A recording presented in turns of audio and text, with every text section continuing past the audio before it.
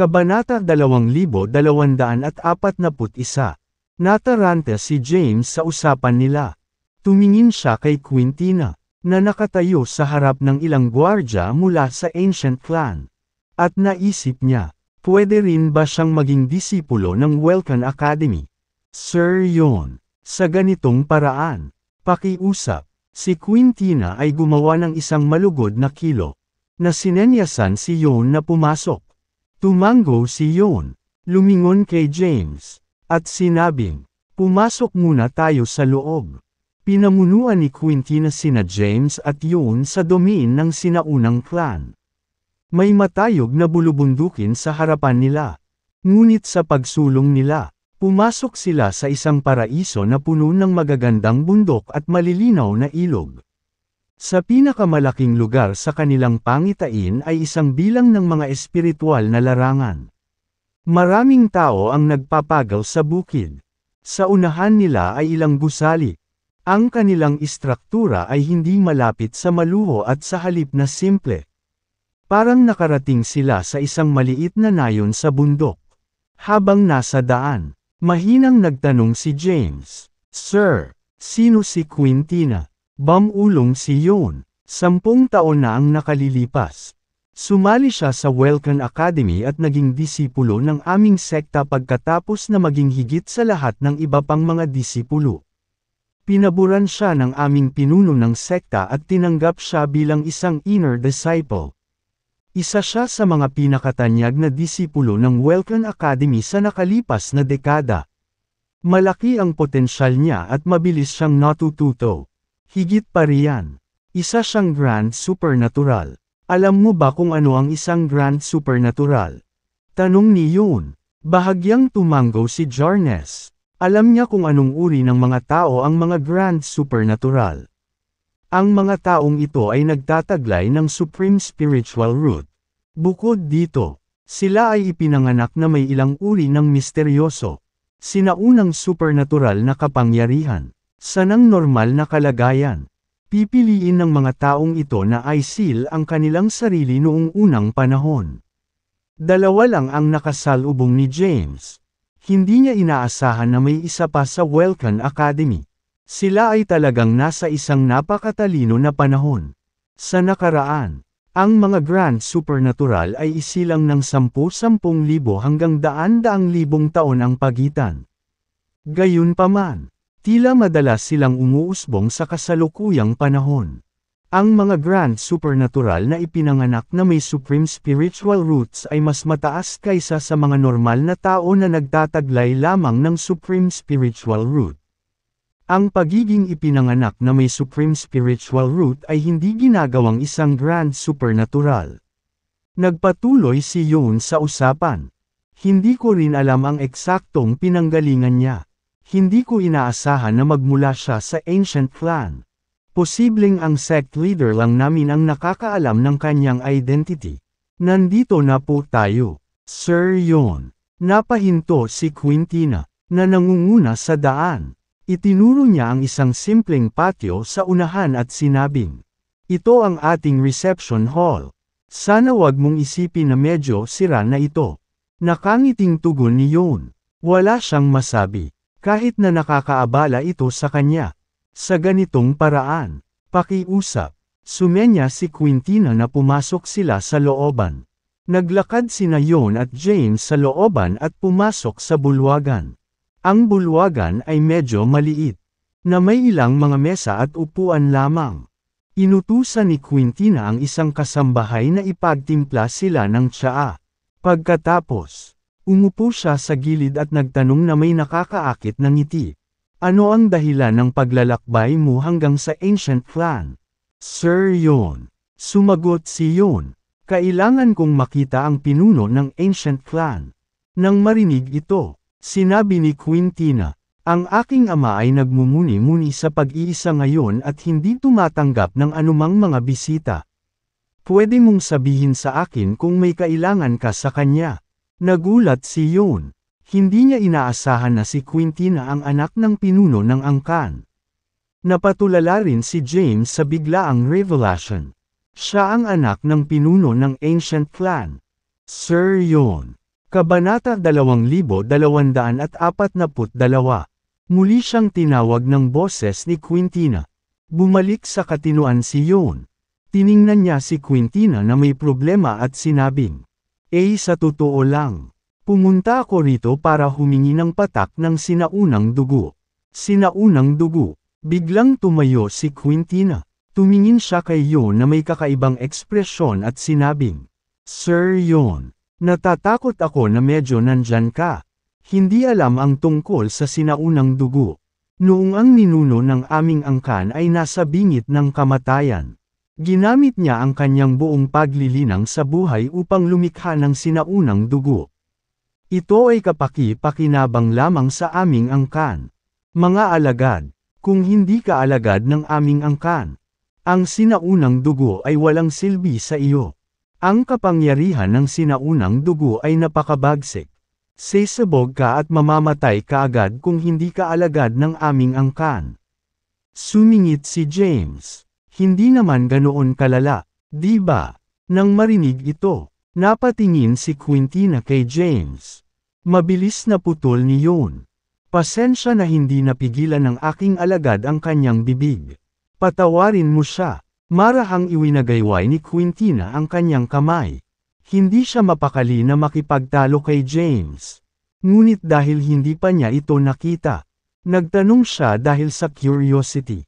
Siya ba ay isang bagong recruit na disipulo mo? Sumagot si Yon. Oo, siya ay isang alagad na tinanggap kamakailan sa aming sekta. Dahil malapit na ang Grand Tournament. Gusto kong humingi ng patak ng Ancient Blood para tulungan siyang makasali sa kanyang ranggo para sa tournament. Matapat na sagot ni Yon nang hindi itinatago ang kanyang balak. Natatakot akong mabaigaw ka. Umupo si Quintina at mahinang sinabi. Bukod sa sinaunang dugo ang kayamanan ng ating angkan. Wala nang gaanong natitira sa sinaunang panahon. Tanging ang pinaka-namumukod tanging mga disipulo sa aming angkan ang pinahihintulutang kumain nito. Lalo na ang mga tagalabas. Bukod dito, hindi maa-absorb at mapadalisay ng iyong mga alagad ang sinaunang dugo kahit papayagan ko siyang magkaroon nito. Nag-aalala ako na malamang na sumabog siya at mamatay kaagad pagkatapos ubusin ito. Wala masyadong alam si Yon tungkol sa sinaunang dugo. Gayunpaman, maayos ang mga argumento ni Quintina. Napuno ng pagkadismaya ang kulubat niyang mukha. Walang kabuluhan ang paglalakbay sa Ancient Clan. Tila nakita ang pagkabigo ni Yon. Ngumiti si Quintina at sinabing, Well, nagpakita ng pag-asa si Yon nang itanong niya. Well, ano? Tanong ni Quintina. Alam mo ba kung bakit ako bumalik sa sinaunang angkan? Umiling si Yon bilang tugon. Paliwanag ni Quintina, may isang mahimalang lugar sa Ancient Clan na tinatawag na Pagoda of Flames. Isa itong punit sa ilalim ng lupa na may 18 palapag. Ang Pagoda of Flames ay naglalaman ng napakalakas na enerhiya. At ito ay nagbubukas sa mga bisita tuwing 5 taon. Mayroong 10 tao lamang ang pinapayagang pumasok sa bawat oras. Isang kompetisyon ang gaganapin para makipagkumpetensya sa pagkakataong makapasok sa Pagoda of Flames. Kahit na anak ako ng pinuno ng angkan, kailangan ko pa ring pumasok at talunin ang ibang mga disipulo para sa pagkakataong makapasok sa Pagoda of Flames. Habang nagsasalita, sumulyap siya kay James. Isang ngiti ang nabuo sa kanyang mukha. Pagkatapos ay sinabi niya, dahil sasali ka sa Grand Tournament, dapat ay medyo malakas ka. Maaari kitang bigyan ng permiso na sumali sa kompetisyon ng aming angkan. Kung maaari kang mag-rank sa mga nangungunang 10, makakakuha ka ng pagkakataong makapasok sa Pagoda of Flames upang magtanim. Ang makapasok sa Pagoda of Flames para magtanim ay halos katumbas ng pag-inom ng sinaunang dugo. Nang marinig ito, tuwang-tuwa na nagtanong si Yon. Talaga? Sagot ni Quintina. Oo naman. Hinding-hindi ako magsisinungaling sa iyo. Sir Yon. Bumalik ako sa aking angkan para patunayan ang aking halaga na makapasok sa Pagoda of Flames. Gusto kong linangin sa loob ng Pagoda of Flames ng ilang oras bago sumali sa Grand Tournament. Pagkatapos magsalita, lumingon ulit siya kay James. Nabigyan na kita ng pagkakataon. Kung maaari mong sakupin ito o hindi, depende sa iyong sariling kakayahan. Alam ni James na ang Ancient Clan ang pinakamakapangyarihang clan sa mundo. Kaya, ang kanilang mga alagad ay walang alinlangan na kapansin-pansin. Mayroon bang anumang mga paghihigpit sa mga taong kalahok sa kompetisyon? Tanong ni James. Sagot ni Quintina. Ang Pagoda of Flames ay nagbubukas lamang ng isang beses kada 50 taon. Ang mga disipulo na wala pang 50 taong gulang ay karapat-dapat na lumahok sa kompetisyon. Nang marinig ito, nakahinga ng maluwag si James. Walang mga magsasaka na nagdulot ng banta sa kanya sa ilalim ng edad na 50. Salamat, Ms. Quintina, dahil pinayagan mo akong sumali sa kompetisyong ito. Gagawin ko ang lahat para makapasok sa top 10 at sisiguraduhin hindi kita ipapahiya. Pangako ni James na may kasamang resolusyon. Humalaklak si Quintina at sinabing, pinapayagan lang kitang makilahok dahil kay Sir Yon. Maging matagumpay ka man o hindi makakuha ng pagkakataong makapasok sa Pagoda of Flames at magtanim doon ay nakasalalay sa iyong sariling pagsisikap. Pagkatapos niyang magsalita, tumayo si Tina at sinabing, Sir Yon, bagamat arbitraryong napagdesisyonan ko ang bagay na ito, kailangan ko pa ring iulat ito sa mga matatanda ng aming angkan. Magpapadala ako ng isang tao na magdadala sa iyo sa isang silid na tutuluyan pansamantala. Samantala, iuulat ko ang bagay na ito sa aking mga nakatatanda at babalikan ko kayo. Pagkatapos magsalita ay umalis na si Quintina. Kaagad pagkatapos, pumasok ang ilang katulong at inakay sina Yon at James palabas ng reception hall. Kabanata 2243. Sa kabila ng pagiging binubuo ng mga simpleng gusali, napakalaki ng teritoryo ng Ancient Clan. Ang mga tuluyan nina James at Yon ay inayos sa isang malayang patio. Samantala, umalis si Quintina upang magsumbong sa kanyang mga nakatatanda. Maraming bundok ang makikita sa likod ng nayon. Ang ilang mga gusali ay nakatayo sa mga taluktok ng bundok. Ang mga masamang manatili sa mga bundok na ito ay mga kilalang tao sa loob ng Ancient Clan. Ang kanyang ama ay nagmumuni-muni sa pag-iisa. Bilang elder ng Ancient Clan, si Thorin Gideon ang namamahala sa mga gawain ng clan. Umakyat si Quintina sa bundok kung saan nililinang ni Thorin. Isang may balbas na lalaki sa edad na 70 ang nakaupo sa tuktok ng bundok. Naglalaro ng kuliglig. Elder Thorin, sinalubong siya ni Quintina mula sa malayo. Quintina, sinulyapan siya ni Thorin, at kinuha ang kuliglig. Nanatiling nakaupo sa lupa si Thorin. Tumingin siya kay Quintina na papalapit at nagtanong. Anong mali? May nangyari ba? Tumingin si Quintina sa buhong na elder na walang magawang ekspresyon. At sinabing, walang seryoso. Ito ay tungkol sa kompetisyon para sa karapatang makapasok sa Pagoda of Flames. Nang marinig ito, tumingin si Thorin kay Quintina at nagtanong. May nangyari ba sa Pagoda of Flames? May basag ba dito? Hindi sigurado si Quintina kung gusto niyang tumawa o umiyak. Dinala ni Sir Yon mula sa Welcan Academy ang kanyang disipulo para humiling ng patak ng sinaunang dugo. Ngunit tinanggihan ko siya. Sa halip, pinahintulutan ko ang kanyang alagad na sumali sa kompetisyon ng aming angkan para sa pagkakataong makapasok sa Pagoda of Flames. Ganoon ba? Akala ko ito ay isang bagay na seryoso. Magagawa mo kung ano ang nakikita mong angkop sa bagay na ito. Ikaw ang namamahala sa mga gawain ng aming angkan.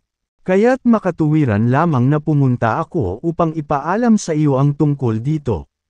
Sagot ni Thorin, wala naman akong objections. Gayunpaman, Ang ibang mga miyembro ng clan ay maaaring hindi malaman ang aking mga damdamin. Pagkatapos ng lahat, ang Pagoda of Flames ay nagbubukas ng 1 beses 5 taon. At maraming disipulo ang umaasa sa bawat kompetisyon upang makakuha ng pagkakataong magtanim doon. Quintina said nonchalantly, "Their strength will prove their worth." Dati, ang mga tao mula sa labas ng aming angkan ay magsasama ng kanilang mga alagad upang lumahok sa aming kompetisyon pagkatapos malaman ang tungkol sa Pagoda of Flames ng aming angkan. Hindi pa oras. Pero bukas, sigurado akong maraming alagad ng ibang sekta ang magpapakita. Hindi ako sigurado tungkol sa iba pang mga sekta, ngunit ang Divinity Sect ay tiyak na naririto. Noong nakaraan, ang pinuno ng Ancient Clan ay nagpapadala ng mga imbitasyon sa ibang mga angkan. Gayunpaman, ang Divinity Sect ay palaging lalabas ng hindi inanyayahan. Naniniwala si Quintina na sa pagkakataong ito ay hindi rin magiging exception. Pag-uusapan natin ito kapag nagpakita na sila. Si Doreen ay hindi interesado sa mga bagay na ito.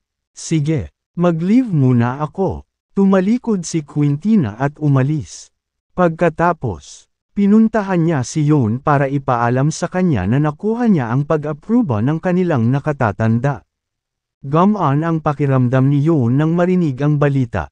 Pagkaalis ni Quintina, tumingin si Yon kay James at sinabing, "Bahala ka na, James. Kung hindi mo makuha ang karapatang pumasok sa pagoda, ikaw na ang bahala." Kumpiyansa ang sagot ni James. Ang aking kasalukuyang pisikal na lakas ay halos katumbas ng 5 hagdan ng Immortal Ascension. Napakakaunting mga tao sa ilalim ng edad na 50 ang maaaring umabot sa ranggo na ito. Tama ba? Pinaalalahanan siya ni Yun. Maaaring totoo iyon. Ngunit hindi ka dapat magyabang. Dapat mong maunawaan na palaging may isang tao na mas mahusay kaysa sa iyo sa mundong ito. Ang ating kasalukuyang panahon ay sagana sa mga kababalaghan. Habang papalapit tayo sa pagbubukas ng selyo, mas maraming kababalaghan ang lalabas. Naiintindihan ko po, sir. Iingatan ko ang payo mo. Hindi gumala sina James at Yoon sa labas at nanatili sa silid sa nalalabing bahagi ng araw. Lumipas ang gabi ng tahimik. Kabanata 2244. Kinabukasan, may kumatok sa pinto kaninang madaling araw. Huminto si James sa pagtatanim at binuksan ang pinto. Isang alagad ng sinaunang clan ang nakatayo sa labas ng pinto. Sa isang magalang na tingin, sinabi niya, "Sir, ang kompetisyon para sa karapatang makapasok sa Pagoda of Flames ay magsisimula na ngayon. Inutusan ako ng young lady na dalhin ka sa Mount Trinvard." "Sige, salamat sayo." Lumabas si James sa kwarto niya. Paglabas niya ay lumabas na rin si Yon sa kwarto niya. "Sir," bati ni James kay Yon. Pagkatapos, pinangunahan ng alagad ng sinaunang clan ang dalawa palabas ng nayon patungo sa isang bundok. Ang Mount Trinvard ay ang pinakamataas na bundok sa loob ng Ancient Clan. Ito rin ang tirahan ng pinuno ng Ancient Clan. Sa normal na mga pangyayari, ang mga alagad ng angkan ay ipinagbabawal na umakyat sa bundok. Ang araw na ito ay isang eksepsyon dahil ito ay isang mahalagang kaganapan para sa angkan na nagaganap tuwing kalahating siglo. Ang mga disipulo ay nagsanay ng maraming taon upang maghanda para sa araw na ito at upang manalo ng pagkakataon sa Pagoda of Flames upang maging pangunahing mga disipulo ng angkan. Nang marating nina James at Yon ang Mount Trinvard, maraming tao ang nagtipon sa loob sa arena ng labanan sa tuktok ng bundok. Karamihan sa kanila ay mga kabataan at mga powerhouse mula sa mga matatandang henerasyon. Nakita ni James si Quintina. Sa sandaling iyon, nakatayo siya sa gitna ng ilang matatanda. Tila may pinag-uusapan. Nakatayo si Quintina kasama si Doreen. Bumulong siya sa kanya. "Elder Doreen, narito ang Divinity Sect. Dinala na rin ng Infernal Emperor ang kanyang mga alagad. Dagdag pa dyan, dumating na rin si Emperor Tamerlane. Nakakunot ang kanyang mga kilay habang nagpatuloy sa pagsasalita. Dahil malapit nang magaganap ang Grand Tournament, dinala ng lahat ang kanilang mga disipulo dito. Alam na bukas ang Pagoda of Flames ng aming clan. Ang bawat isa ay nagsusumikap na makapasok sa Pagoda of Flames at maabot ang mas mataas na ranggo bago ang Grand Tournament. Dahil nandito sila, hayaan mo na sila. Walang pakialam si Thorin sa kanilang presensya, ngunit medyo marami sila sa pagkakataong ito. Karamihan sa kanila ay very promising contenders ng Grand Tournament at malamang nalalabas sa top 10. Sa kanila rito, ang mga alagad ng ating angkan ay magkakaroon ng mas mababang pagkakataon na makapasok sa Pagoda of Flames. Sagot ni Thorin, ano pa ba ang magagawa natin dito? Imposibleng talikuran natin silang lahat. Ang aming angkan ay palaging maingat at pinananatili ang disenteng relasyon sa mga puwersang nasa labas. Bagamat hindi tayo natatakot sa iba, hindi rin natin gustong kalabanan. Basta makapasok ka sa Pagoda of Flames. Hindi na mahalaga ang iba. Sige, hindi na nagsalita pa si Quintina. Haha, long time no see. Thorin, nakikita kong maayos ka pa rin. Sa sandaling iyon, umalangaw-ngaw ang isang tawa. Biglang, isang figure sa paanan ng bundok ang sumugod sa kanya. Habang lumalakas ang kanyang boses, lumitaw siya sa harap ng arena sa Mount Trinvard sa bilis ng liwanag. Ito ay isang nasa katanghaliang gulang na lalaki. Mga 40 taong gulang. Siya ay isang teen-age na lalaki na nakadamit ng marangyang damit. Bilog ang mukha niya, makapal na kilay, at malalaki ang mata at tila medyo nakakagulo. Isang binata na nakasuot ng gintong robe ang sumunod sa kanyang mga landas. Nandito din siya. Nang makita ang 2 taong kalalabas lang, agad na nagsalubong ang mga kilay ni Yon. Sa tabi niya, nagtanong si James, "Sino po sila, sir?" Sumagot si Yon. Ang lalaking nasa katanghaliang gulang ay ang pinuno ng Divinity Sect. Ang Divine Holy Emperor. Isa siya sa pinakamalakas na tao sa sinaunang kaharian. Ang binata na naka-golden robe sa tabi niya ay ang bagong recruit na disipulo ng Divinity Sect. Isa siyang grand supernatural na walang alam na impormasyon tungkol sa kanyang background. Ang alam ko lang ay medyo bata pa siya. Malamang nasa 40 taong gulang na siya ngayong taon. Sa kabila ng kanyang medyo murang edad, nasa immortal na siya, ang ikapitong hagdan ng Ascension. Ganoon siya kalakas. Huminga ng malalim si James. Sa isang mataimtim na tingin, sinabi ni Yon, "Hindi ko inaasahan na dadalhin ng Divine Holy Emperor ang kanyang alagad dito ngayon." Tumingin si Thorin sa banal na emperador na nagpakita sa kanya. Hinaplos niya ang kanyang balbas at masayang binati ang isang lalaki. "Kumusta ka, banal na emperador?" Nakangiting sumagot ang banal na emperador. "Hindi mo ako masisisi kung pumunta ako rito nang hindi inanyayahan. Tama ba, Elder Thorin?" "Siyempre hindi. Ang sinumang darating ngayon ay panauhin natin. You're of course welcome to come here."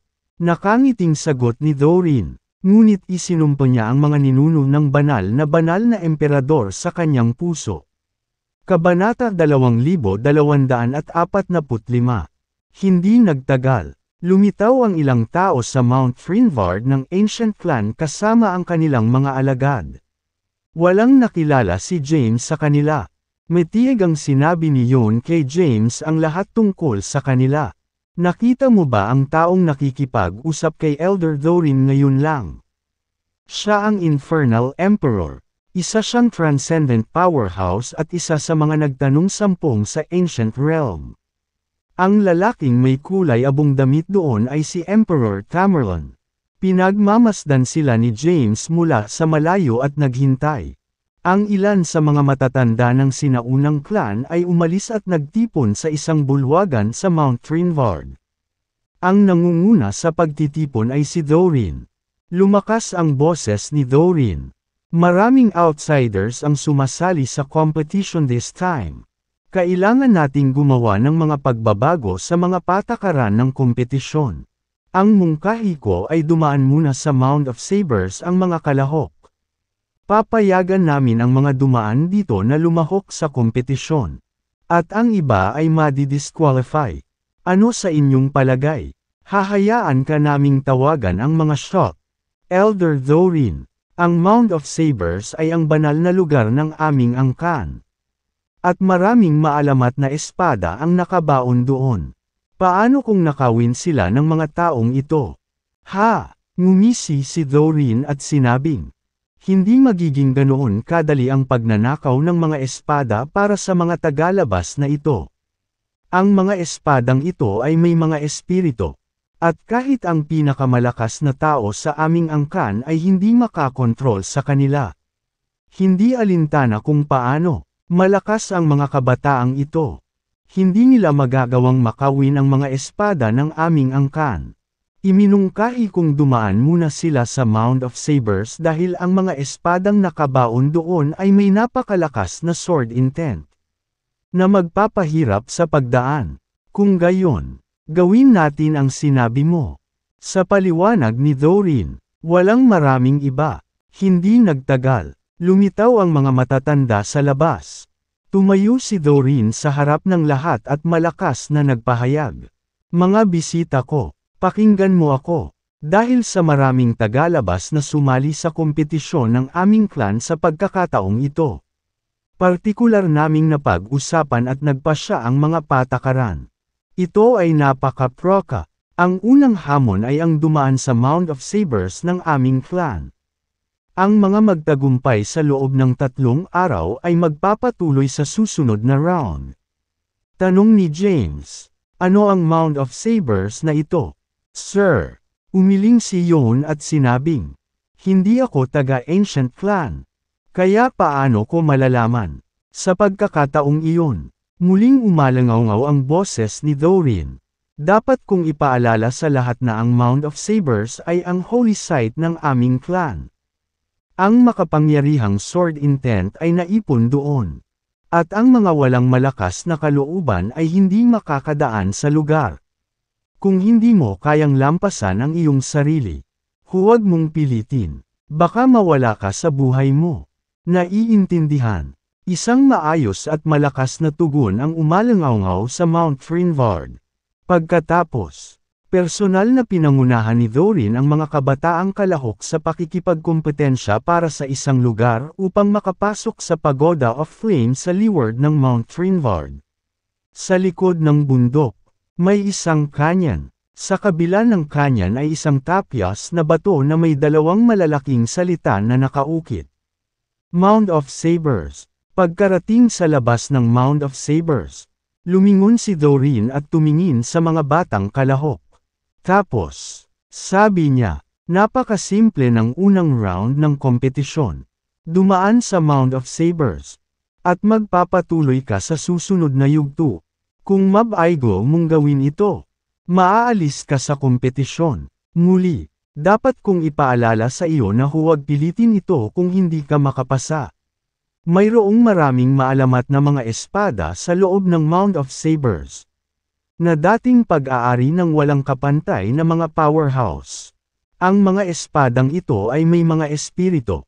Kaya iwasang hawakan ang mga ito. Kung hindi, matatamaan ka ng kanilang sword energies. Siyempre, kung hindi ka natatakot sa kamatayan at nagnanais ng maalamat na mga espadang ito, maaari kang magpatuloy at subukan. Pagkatapos niyang magsalita, maraming kalahok ang sabik na simulan ng kompetisyon. Lalo na ang mga hindi kabilang sa Ancient Clan. Ayan yun, magsisimula na ang kompetisyon. Mayroon kang 3 araw. Matapos umalangaw ang boses ni Thorin. Ang ilang mga alagad ng Ancient Clan ay mabilis na tumawid sa kanya. Nakatayo si James sa likod ng mga tao. Tumingin siya sa paligid at napansin niya ang maraming nakababata mula sa Ancient Clan na nakikilahok sa kompetisyon. Sa kabuuan, mayroong humigit kumulang 3,000 kalahok. Paalala ni Yoon sa kanya. Mag-ingat ka, James. Huwag mong pilitin ang sarili mo kung hindi mo kayang magtagumpay. Naiintindihan, sir. Salamat. Pagkatapos tumugon kay Yoon, humakbang si James papunta sa kanyan. Kaagad, naramdaman niya ang isang malakas na sword intent na nagmumula sa kanyan. Ang layunin ng sword ay parang isang napakalaking bundok na dumudurog sa kanya, na nagpapahina sa kanya. Maya-maya pa, naramdaman niya ang tila walang kamatayang apoy na sinusunog siya sa kabuuan. Bago hamupa ang mainit na sensasyon, pakiramdam niya ay narinig niya ang dagandong ng libo-libong kabayong tumatakbo. Sa isang kawalan ng ulirat, nakita niya ang isang pangitain ng libo-libong kabayo na umaakay sa kanya, na sinisipa ang ulap ng alikabok sa kalangitan. Ha! Huminga ng malalim si James. Nakakatakot ang sword intent dito. Isang sigaw ang nagmula sa kabila. At isang binata mula sa Ancient Clan ang lumabas. Napatingin si James at nakitang nasugatan ang binata ng makapangyarihang sword intent. Siya ay dumudugo sa buong katawan. At ang kanyang mukha ay mapotla na parang kumot. Malinaw na siya ay nasa isang masamang kalagayan sa pag-iisip. Hindi pinansin ni James ang binata, kahit na ang sword intent sa lugar ay makapangyarihan. Ito ay nasa loob pa rin ng matitiis na antas para sa kanya. James! Biglang, isang boses ang nagmula sa loob ng Celestial Abode. Matapos marinig ang boses ni Sophie, sumagot si James kay Sophie. Anong meron? Sabi ni Sophie, maraming espada at sword techniques dito. Ang mga ito ay hindi partikular na espesyal. Ngunit sila ay magiging kapaki-pakinabang para sa iyo. Nararamdaman ko na ang bawat isa sa mga espadang ito ay may sariling pamamaraan ng espada. Dahil nakatutok ka sa iyong swordsmanship, dapat mong makuha at matutunan ang mga diskarteng ito sa espada. Paano ko sila makukuha? Tanong ni James. Tuloy lang. I-guide kita. Matapos makinig sa payo ni Sophie, mabilis na umabant si James at tumawid sa kanya. Nakikita mo ba ang kuweba sa unahan? May espada doon. Dapat pumasok ka muna dyan. Sige. Napatingin si James sa kuwebang nasa harapan niya. Ang pasukan ng kuweba ay medyo maliit. Ilang metro lamang ang taas. Tumalikod siya at naglakad papunta sa entrance ng kuweba. Anong ginagawa mo? Isang boses ang nagmula sa likuran niya. Lumingon si James at nakita si Quintina. Lumapit si Quintina at kinawayan siya. May banal na espada sa kuweba. Habang lumalapit ka, mas lumalakas ang sword intent. Nakangiting sagot ni James. I know. Curious lang akong makita kung anong uri ng mga divine sword ang nakaimbak sa holy site ng pinakadakilang clan. Huwag kang mag-alala. Atras ako kapag nakaramdam ako ng panganib. Pinag-krus ni Quintina ang mga kamay sa harap ng dibdib at tinitigan si James. Hindi mo iniisip na kunin ang mga divine sword ng aming clan. Di ba? Medyo hindi mapakali si James. Hindi siya interesado sa kanilang mga espada at pinupuntirya lamang ang mga pamamaraan ng espada na nakaimbak sa loob ng mga ito. Sinabi nga ni Elder Thorin na maaari nating kunin ang mga espada kung kaya natin ito. Ipinaalala ko lang sa iyo na ang mga banal na espadang ito ay lubhang mapanganib. Imposibleng kunin mo sila gamit ang iyong lakas. Salamat sa paalala. Ngumiti ng mahina si James. Saka tumalikod para pumasok sa kuweba. Ang kuweba ay nasa isang masikip na espasyo at sumasaklaw lamang ng 50 metro kwadrado. Makikita sa lupa ang isang malaking bato na may nakaipit na espada. Ang espada ay nagninangas na pula, at ang talam nito ay halos 2 metro ang haba. Ilang mahiwagang salita ang nakaukit sa talam ng espada. Pagkapasok ni James sa kuweba ay nanliit ang kanyang mga mata nang maramdamang sinundan siya ni Quintina. Ang boses ni Sophie ay nagmula muli sa loob ng celestial abode. Huwag kang mag-alala sa kanya. Ang mga diskarte sa espada ay inililipat sa iyong subconscious. Medyo mahina siya at wala siyang makukuha mula rito. Gamitin ang iyong isip para makipag-usap dito sa pamamagitan ng telepatiko. Naglakad si James papunta sa pulang espada. Sinubukan niyang bumuo ng isang telepatikong koneksyon sa espada. Sa sandaling iyon, ang espadang nakapasok sa malaking bato ay sumabog na may nagniningas na pulang ilaw at napakalakas na puwersa. Tinamaan ng puwersa si James. Kaya lumipad siya palabas ng kuweba na parang pinball. Bumagsak ang katawan niya sa lupa. Ha! Dapat talagang gusto mong ligawan si kamatayan. Sinundan siya ni Quintina palabas ng kuweba. Pagtingin kay James sa lupa, makakatulong siya sa pagngisi sa kanya. Binalaan na kita, pero nagpatuloy ka pa rin sa kabila noon. Ngayon, tingnan mo, nasugatan ka, hindi ba? Pilit na bumangon si James sa lupa at pinunasan ang dugong tumutulo pababa sa sulok ng labi niya. Pagkatapos, naglakad siya pabalik sa kuweba matapos sabihin sa kanya ni Sophie na sa pilitan niyang inagaw ang mana ng espada. Kabanata 2247. Sa ilalim ng tingin ni Quintina, pumasok ulit si James sa kuweba. Pagkapasok niya sa kuweba, tumayo siya ng 2 metro ang layo mula sa banal na espada. Ang aura ng espada ay malakas, at ang sword energy nito ay mabagsik. Pakiramdam ni James ay nasusunog ang kanyang katawan sa apoy. Sinundan ulit siya ni Quintina sa kuweba. Nang makitang kayang tumayo ni James na hindi nasaktan malapit sa espada, natagpuan niya ang kanyang sarili na bumubulong. Parang hindi naman ganoong kaina ang lalaking ito.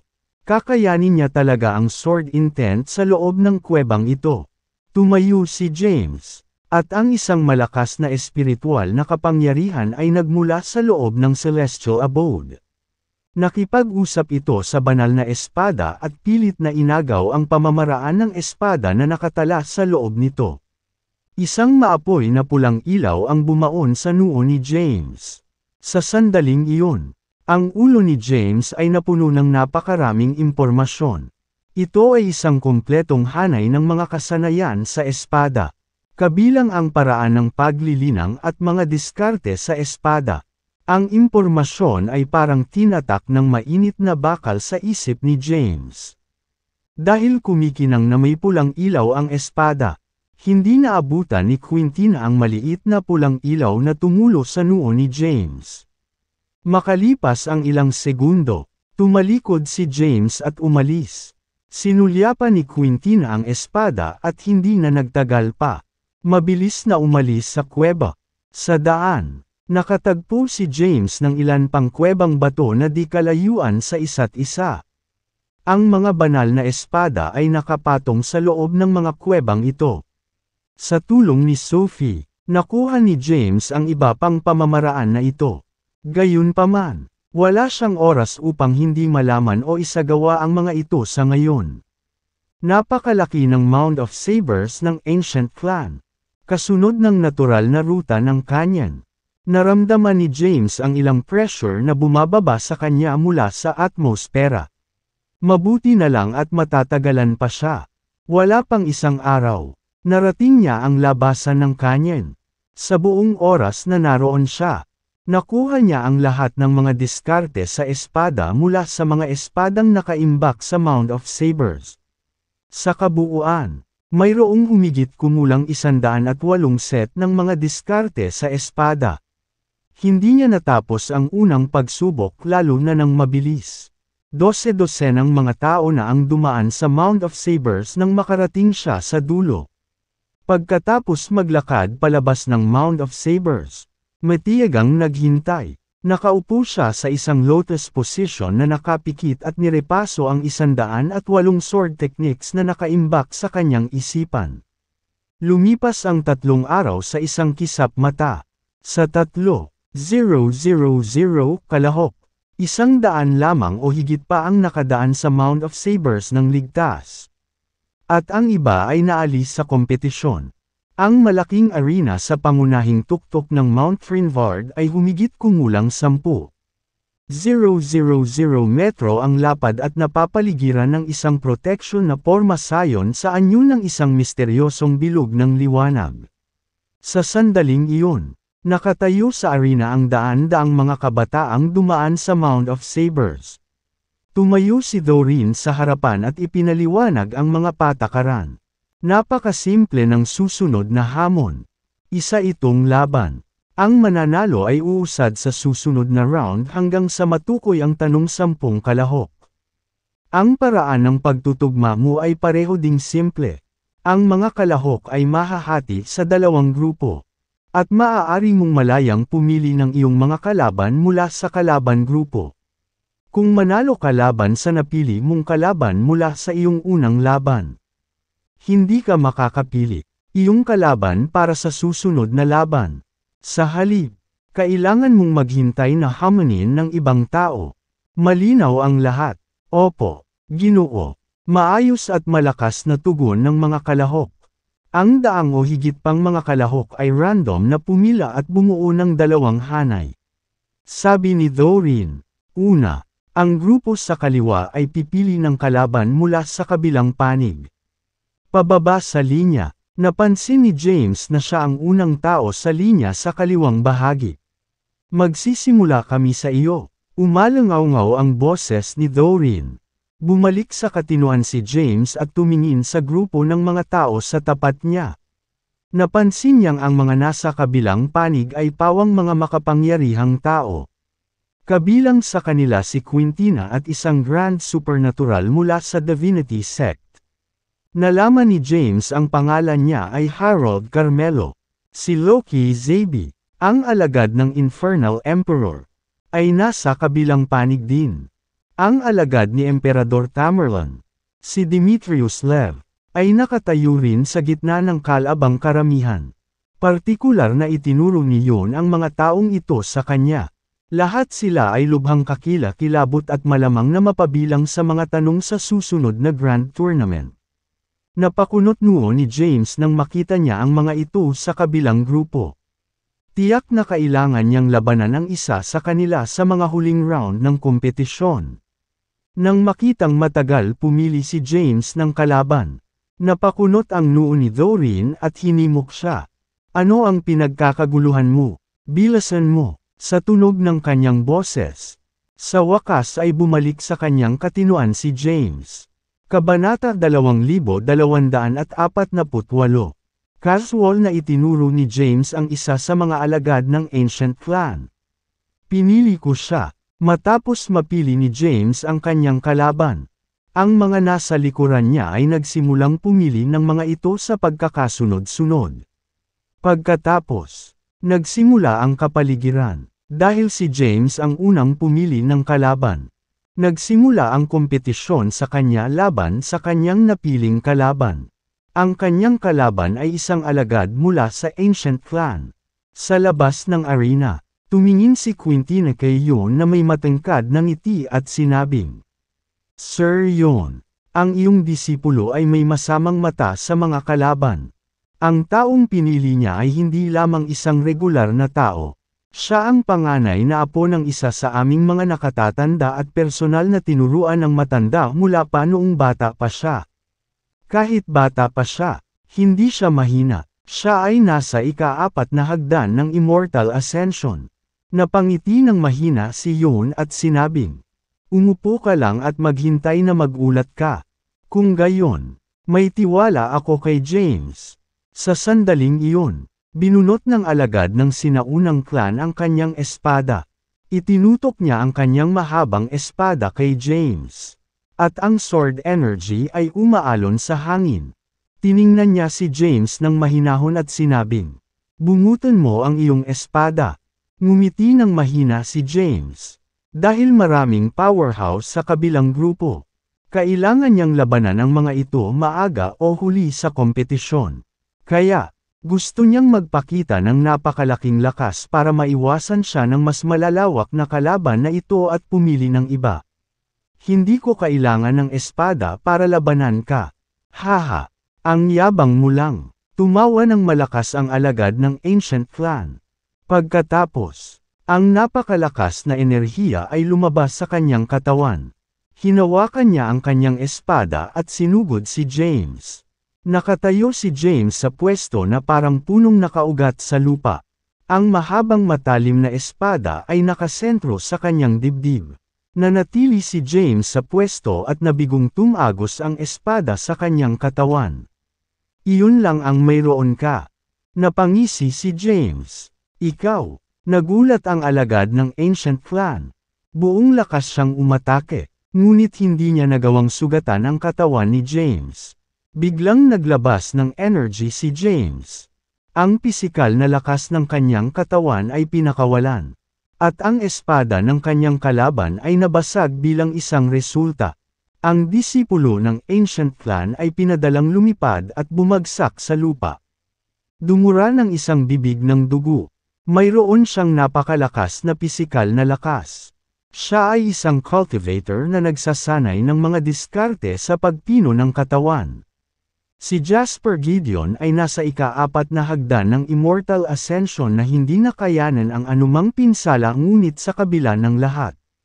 Gaano kalakas ang pisikal na katawan ng lalaking ito kung kaya niyang labanan ang pag-atake?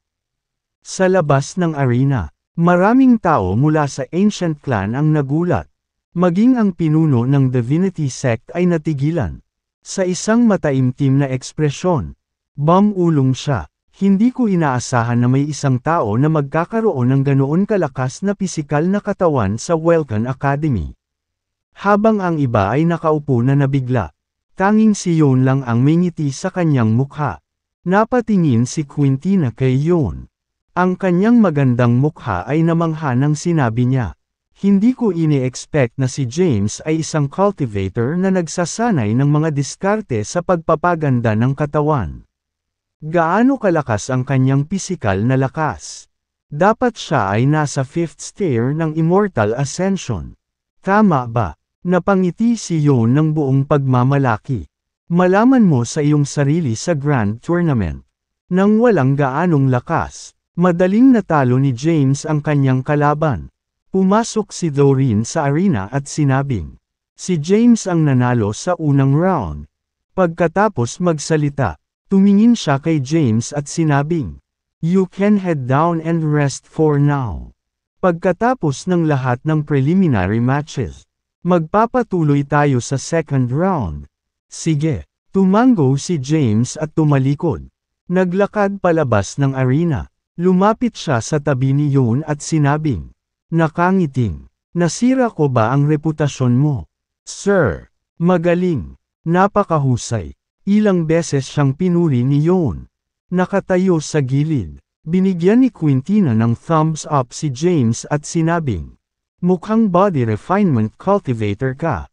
Minamaliit kita.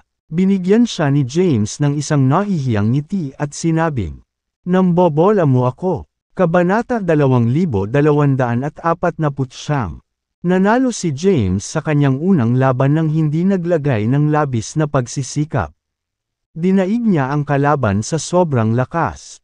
Nagulat ang mga manunood sa kanyang malakas na pisikal na lakas. Pagkatapos, matiyagang naghintay. Isa-isa, ang mga susunod na laban ay ginanap ayon sa plano. Mabilis na lumipas ang araw. Sa buong araw, ang daan-daang mga kalahok ay lumaban sa isa't isa. Sa pagtatapos ng araw, lahat ay nakipaglaban sa kanilang mga laban. Hindi nakakagulat, si Quintina, ang Grand Supernatural ng Divinity Sect, ang alagad ng Infernal Emperor, at ang alagad ni Emperor Tamerlane, ay lahat ay nanalo sa kanilang mga laban. Matapos ang mga laban sa unang araw, ang mga kalahok ay pinayagang magpahinga para sa gabi dahil ang susunod na round ay magsisimula sa araw pagkatapos. Bumalik si James sa kanyang tinutuluyan para magpahinga. Sa gabi, nagkita sina James at Yon sa looban. Sabi ni Yon, ngayon, Dalawang grupo ang nabuo ng random. Dahil kailangan ng grupo mo ang pumili ng kanilang mga kalaban ngayon. Ikaw ang pipiliin para sa laban bukas. Tumango si James at sinabing, "Ma'am, pinagtutuunan ko ng pansin ang mga laban ngayon. Karamihan sa mga tao sa aking grupo ay natalo sa kanilang mga laban. Halos 1/2 lang sila ang nanalo. Pagkatapos mapili bukas ang natitirang mga tao sa aking grupo. Paano pipiliin ng iba ang kanilang mga kalaban?" Nakangiting sabi ni Yoon, "Hindi mo kailangang mag-alala tungkol sa patakaran ng kompetisyon.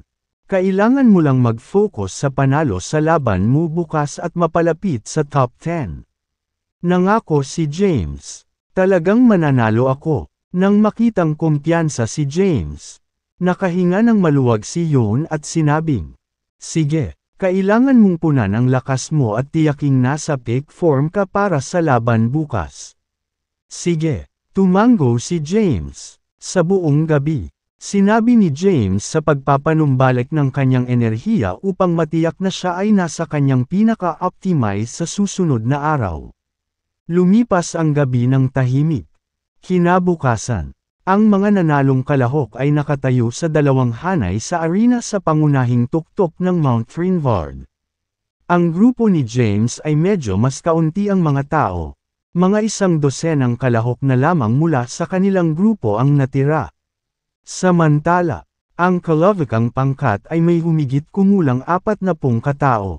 Para sa round ngayon, ang kabaligtaran ng grupo ang pipili ng kanilang mga kalaban. Hindi nagsimula ang proseso ng pagpili ng kalaban. Ang mga kalahok ay pipili ng kanilang mga kalaban ayon sa pagkakasunod-sunod ng kanilang mga laban noong nakaraang araw. Hindi nagtagal, napili na lahat ng ibang tao sa grupo ni James. Si James na lang ang natira sa grupo niya. Gayunpaman, mayroon pa ring 30 katao sa kalabang grupo. Napatingin si James sa kabilang grupo. Ang susunod na taong pumili ay ang Grand Supernatural mula sa Divinity Sect.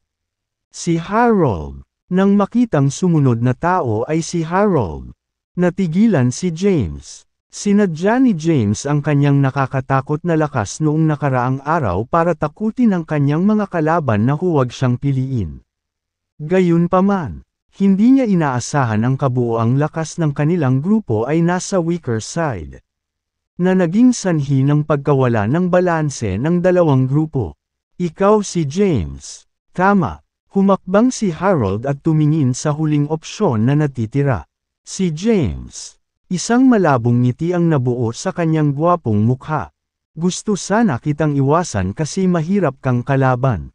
Pero dahil ikaw na lang ang natitira, parang wala na talaga akong choice." Pakiramdam ni James ay walang magawa sa sitwasyon. Si Harold ay isang Grand Supernatural sa ika-7 hagdan ng Immortal Ascension. Siya ay isang malakas na kalaban. Alam ni James na wala siyang pagkakataong manalo laban sa isang kakilakilabot na kalaban maliban kung pinakawalan niya ang Sacrilegious Ascension at ang kanyang Demonic Lotus. Sa sandaling iyon, ang elder ng Ancient Clan, Doreen, ay humakbang at nagsabi, "Hindi mo kailangang pumili ng kalaban mula sa kabilang grupo. Ang pagpili ay ayon sa pagkakasunod-sunod ng laban kahapon. Ngunit pinapayagan kang pumili mula sa natitirang mga tao sa iyong grupo." "Oh, ganoon ba?" Ngumiti ng mahina si Harold. Pagkatapos, tumingin siya sa mga natitirang kalahok sa kanilang grupo. Kabanata 2250. Napaatras ng ilang hakbang ang ibang tao sa grupo ni Harold. Alam na alam nila kung sino si Harold at ayaw nilang sumama sa kanya. Ang pagpili na labanan siya ay katulad ng karaniwang pagkawala ng iyong laban. "Gusto ko pa rin siyang piliin." Turo ni Harold kay James. Nagsalubong ang mga kilay ni James. Bahagya siyang nagalit sa desisyon ni Harold. "Marami pang ibang tao. Bakit pinipilit niya akong piliin?" Sinabi ni James sa isang hindi nasisiyahang tono. "Tinatanggap mo ba ako para sa isang madaling kalaban?" Seryosong sagot ni Harold. "Hindi. Pinili kita dahil malakas ka. Mahilig akong makipaglaban sa malalakas na kalaban. Higit sa lahat, galing ka sa Welcome Academy. 1/3. Tumango si James at sinabing, sige, dahil ako ang pinili mo. Hindi ako actress sa laban. Ganyan ba talaga kahanga-hanga ang lakas ng ikapitong hagdan ng Immortal Ascension? Panuurin mong inilalagay kita sa iyong nararapat na lugar. Napangisi si James sa kanyang puso. Nagpasya siyang lihim na gamitin ang Sacrilegious Ascension sa kanyang susunod na laban kung madaig siya ni Harold. Kung sasamantalahin niya ang Sacrilegious Ascension technique sa labanan, ang kanyang mga aksyon ay hindi makakatakas na hindi napapansin ng mas makapangyarihang mga tao sa silid. Gayunpaman, siya ay nasa ilalim ng kanilang radar kung siya ay maglalagay lamang ng isang bahagi ng pamamaraan. Hindi alam ng lahat ang sinaunang kasanayan sa martial art na ito. Haha, inaabangan ko. Ngumiti ng mahina si Harold. Matapos piliin ni Harold ang kanyang kalaban, ang mga tao sa likod niya ay nagpatuloy sa pagpili. Kasunod ng pagkakasunod-sunod ng mga laban kahapon. Ang mga natitirang kalahok ay pumili ng mga kalaban mula sa kanilang sariling grupo.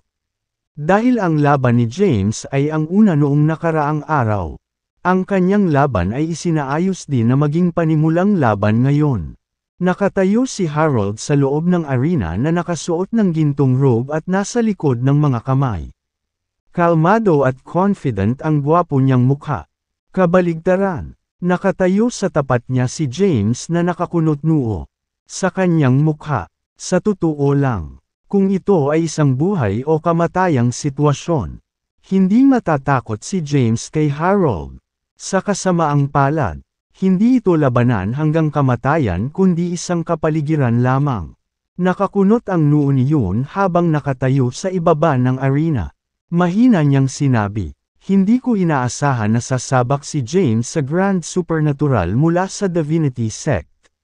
Natukoy na ang kahihinatnan ng labanang ito. Nakatayo sa tabi niya, sinabi ni Quintina, ang mga disipulo ng Divinity Sect ay may matinding galit sa mga disipulo ng Welcome Academy. Nagkaroon siya ng pagkakataon na pumili ng ibang kalaban ngunit nagpumilit kay James. Desidido siyang talunin at ice-wipe ang karapatan ni James na makapasok sa Pagoda of Flames. Bahagyang tumango si Yun at sinabing, oo, marahil ito ay utos ng banal na emperador. Maghihintay na lang tayo sa magiging resulta ng laban na ito. Huff! Napabuntong hininga si Yun, bagamat may tiwala siya kay James. Hindi regular na tao ang kanyang kalaban sa pagkakataong ito. Ang kalaban ni James ay isang batang savant pati na rin ang isang hindi mapag-aalinlanganang powerhouse sa panahon na ito. Si Harold ay itinuring na walang kapantay kahit sa 3,000 na mundo. Nakaramdam din ng awa kay James ang ilang matatandang nanunood mula sa labas ng arena. Malaking lakas ang ipinakita ni James sa nakaraang laban. Tiyak na mapupunta siya sa top 10 at nakakakuha ng pwesto para makapasok sa Pagoda of Flames kung hindi siya nakalaban kay Harold. Sa kasamaang palad, ang katotohanan ay malupit at gayon din ang kanyang kalaban. Si Harold ay isa sa pinakamalakas sa mga kabataan sa sinaunang kaharian. Kung hindi dahil sa kung gaano siya kabata, pupunta siya sa Earth para makipagkumpetensya sa iba pang mga big shots doon sa mga boons. Sa arena, kalmadong tiningnan ni Harold ang kumikinang na mukha ni James. Ngumiti siya ng mahina at sinabing, lakas mo talaga James, sayang naman at naging kalaban mo ako. Sana hindi mo ito ipaglaban sa akin. Gusto ko lang makipaglaban sa malakas. Maluwag ang ekspresyon ni James. Kaya, dapat kong makaramdam ng karangalan na labanan ka. Tumango si Harold at nakangiting sinabi. Talaga, isang karangalan para sa iyo ang magiging kalaban ko. Hindi lahat ay kwalipikadong ipaglaban ako. Pagkatapos huminga ng malalim, sinabi ni James, kung ganoon, sige at kumilos ka na. Handa si James na lumabas lahat. Isa lang itong Grand Supernatural sa ikapitong hagdan ng Immortal Ascension. Walang dapat ikatakot. Kahit na hindi ko gamitin ang Sacrilegious Ascension. Mayroon pa rin akong iba pang trick sa aking manggas. Taglay ko ang Infinity Steel, na nakuha ko mula sa Infinity City. Kung atakihin ko siya ng 108 ng Infinity Stellaes. Sigurado akong magiging sobra-sobra ito para mahawakan ng kahit isang immortal na pag-akyat sa ikapitong hagdan. Ang tanging bagay na inaalala ko ay isang taong kumikilala sa Infinity Steel. Siguradong magdudulot ito ng maraming issue para sa akin. Kabanata 2251. Dumating si James sa sinaunang kaharian habang sinusubukang tumakas para sa kanyang buhay. Ayaw niyang i-cast ang Sacrilegious Ascension o gamitin ang Infinity Steel dahil nagdudulot ito ng mga hindi kinakailangang problema. Nais lamang niyang linangin ng walang pag-aalinlangan at pagbutihin ang kanyang lakas sa lalong madaling panahon. Pagkatapos nito, babalik siya sa Earth at papatayin ang Elder ng Divinity Sect. Swoosh! Matapos ang sandamakmak na pag-iisip sa kanyang isipan. Huminga ng malalim si James. Tumingin siya kay Harold at mahinahong sinabi, "Go ahead." Walang ganang sagot ni Harold. "Iguhit mo ang iyong sandata. Paglalaro ng bata na durugan ka kung papasok ka ng walang armas.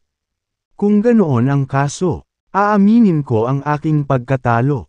Matapos timbangin ang mga kalamangan at kahinaan, na-forfeit ni James ang laban. Nagulat ang mga manunood nang marinig ni James ang pagkatalo.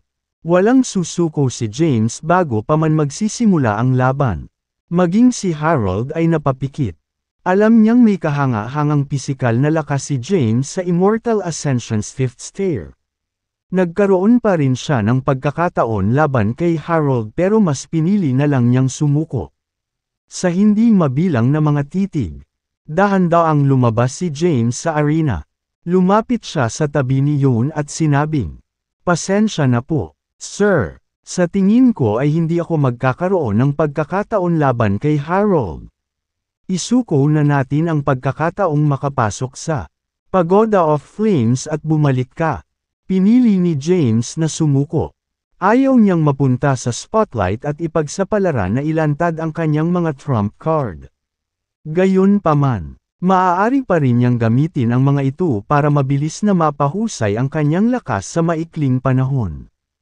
Kahit na mawalan siya ng pagkakataong makapasok sa Pagoda of Flames. May halos 1 taon pa bago ang Grand Tournament. Dagdag pa, mayroon din siyang celestial paninirahan. Magkakaroon siya ng sapat na oras para sanayin ang sarili kung papasok siya sa time chamber. Ang kasalukuyang kompetisyon ay hindi ganoon kahalaga sa kanya. Kaya, pinili niyang mag-forfeit. Bahagyang tumango si Yon at sinabing, "Ma'am, wala ka talagang kap-ares sa kanya ngayon. Ito ay understandable. Mas pipiliin mong sumuko. Hindi kita sinisisi. Sa kabaligtaran, ako, natutuwa kang hindi nawala ang iyong pakiramdam at sinubukan mong talunin ang isang Grand Supernatural." Lalong lumakas ang respeto ni Yon kay James. Fair na. Pagkatapos ng maikling pakikipag-usap kay James, naglakad si Yon papunta sa Elder ng Ancient Clan, Thorin, at sinabing, "Salamat sa mabuting pakikitungo na ibinigay mo sa amin nitong nakaraang araw. Elder Thorin, dahil na-forfeit na ng alagad ko ang laban, hindi na namin kailangan pang manatili sa domain ng iyong clan kaya aalis na kami." Nagsalubong ang kilay ni Thorin. Bagamat hindi mula sa Ancient Clan si James, inaasahan ni Thorin na mas mahusay ang pagganap ni James kaysa dito. Alam niyang malakas si James at tiyak na mapapasama siya sa top 10 kung hindi niya nalabanan si Harold. Pagkaraan ng ilang segundo, sinabi ni Thorin, "Ang pagkatalo ngayon ay hindi nawala ang iyong pagkakataon. May pag-asa ka pa rin kahit na matalo ka sa laban na ito." "Ha?" Natarante si Yon. Paliwanag ni Thorin. Pagkatapos ng round na ito, 26 na kalahok ang may iwan. Sa susunod na round, 13 ang natitira. Pagkatapos ng huling round, 6 na lang ang matitira kasama ang isang tao na uusad ng hindi nakikilahok sa mga naunang round. Ang mga taong ito ay magiging karapat-dapat na makapasok sa Pagoda of Flames. Gayunpaman, may natitira pang 3 pwesto. Sa ngalan ng pagiging patas, lahat ng kaunang kalahok ay maaaring sumali sa survival round. Ang mga matatalo sa unang round ay bibigyan ng pagkakataon na hamunin ang mga natalo sa ikalawang round. Pagkatapos, ang nagwagi ay magpapatuloy upang hamunin ang mga natalo sa ikatlong round. At iba pa, kung patuloy na mananalo si James, magkakaroon pa rin siya ng pagkakataong makapasok sa Pagoda of Flames. Nang marinig ito, nakahinga ng maluwag si Yoon. Naglakad pabalik si Yoon kay James at ipinaliwanag ang mga patakaran ng kompetisyon. James, may chance ka pa. Matapos masakop ang 7 pwesto, ang mga matatalo sa mga nakaraang laban ay lalahok sa isang survival round. Ang mga matatalo sa unang round ay haamon sa mga natalo ng iyong round, at ang mananalo ay magpapatuloy upang hamunin ang mga natalo sa ikatlong round. Kung kaya mong panatilihin ang winning streak, maaari ka pa ring makapasok sa Pagoda of Flames. Ganoon ba? Lumiwanag sa tuwa ang mukha ni James.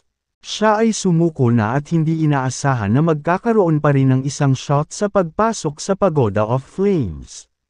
Sa kanyang kasalukuyang lakas, tiyak na mananalo siya kung hindi niya kailangang makipag-duel laban sa pinakamalakas na kababalaghan sa kompetisyon.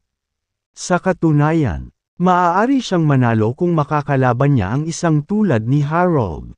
Gayunpaman, hindi niya nais na ilantad ang kanyang tunay na lakas. Nakangiting sabi ni Yoon. Oo, kaya magstay pa tayo ng ilang araw.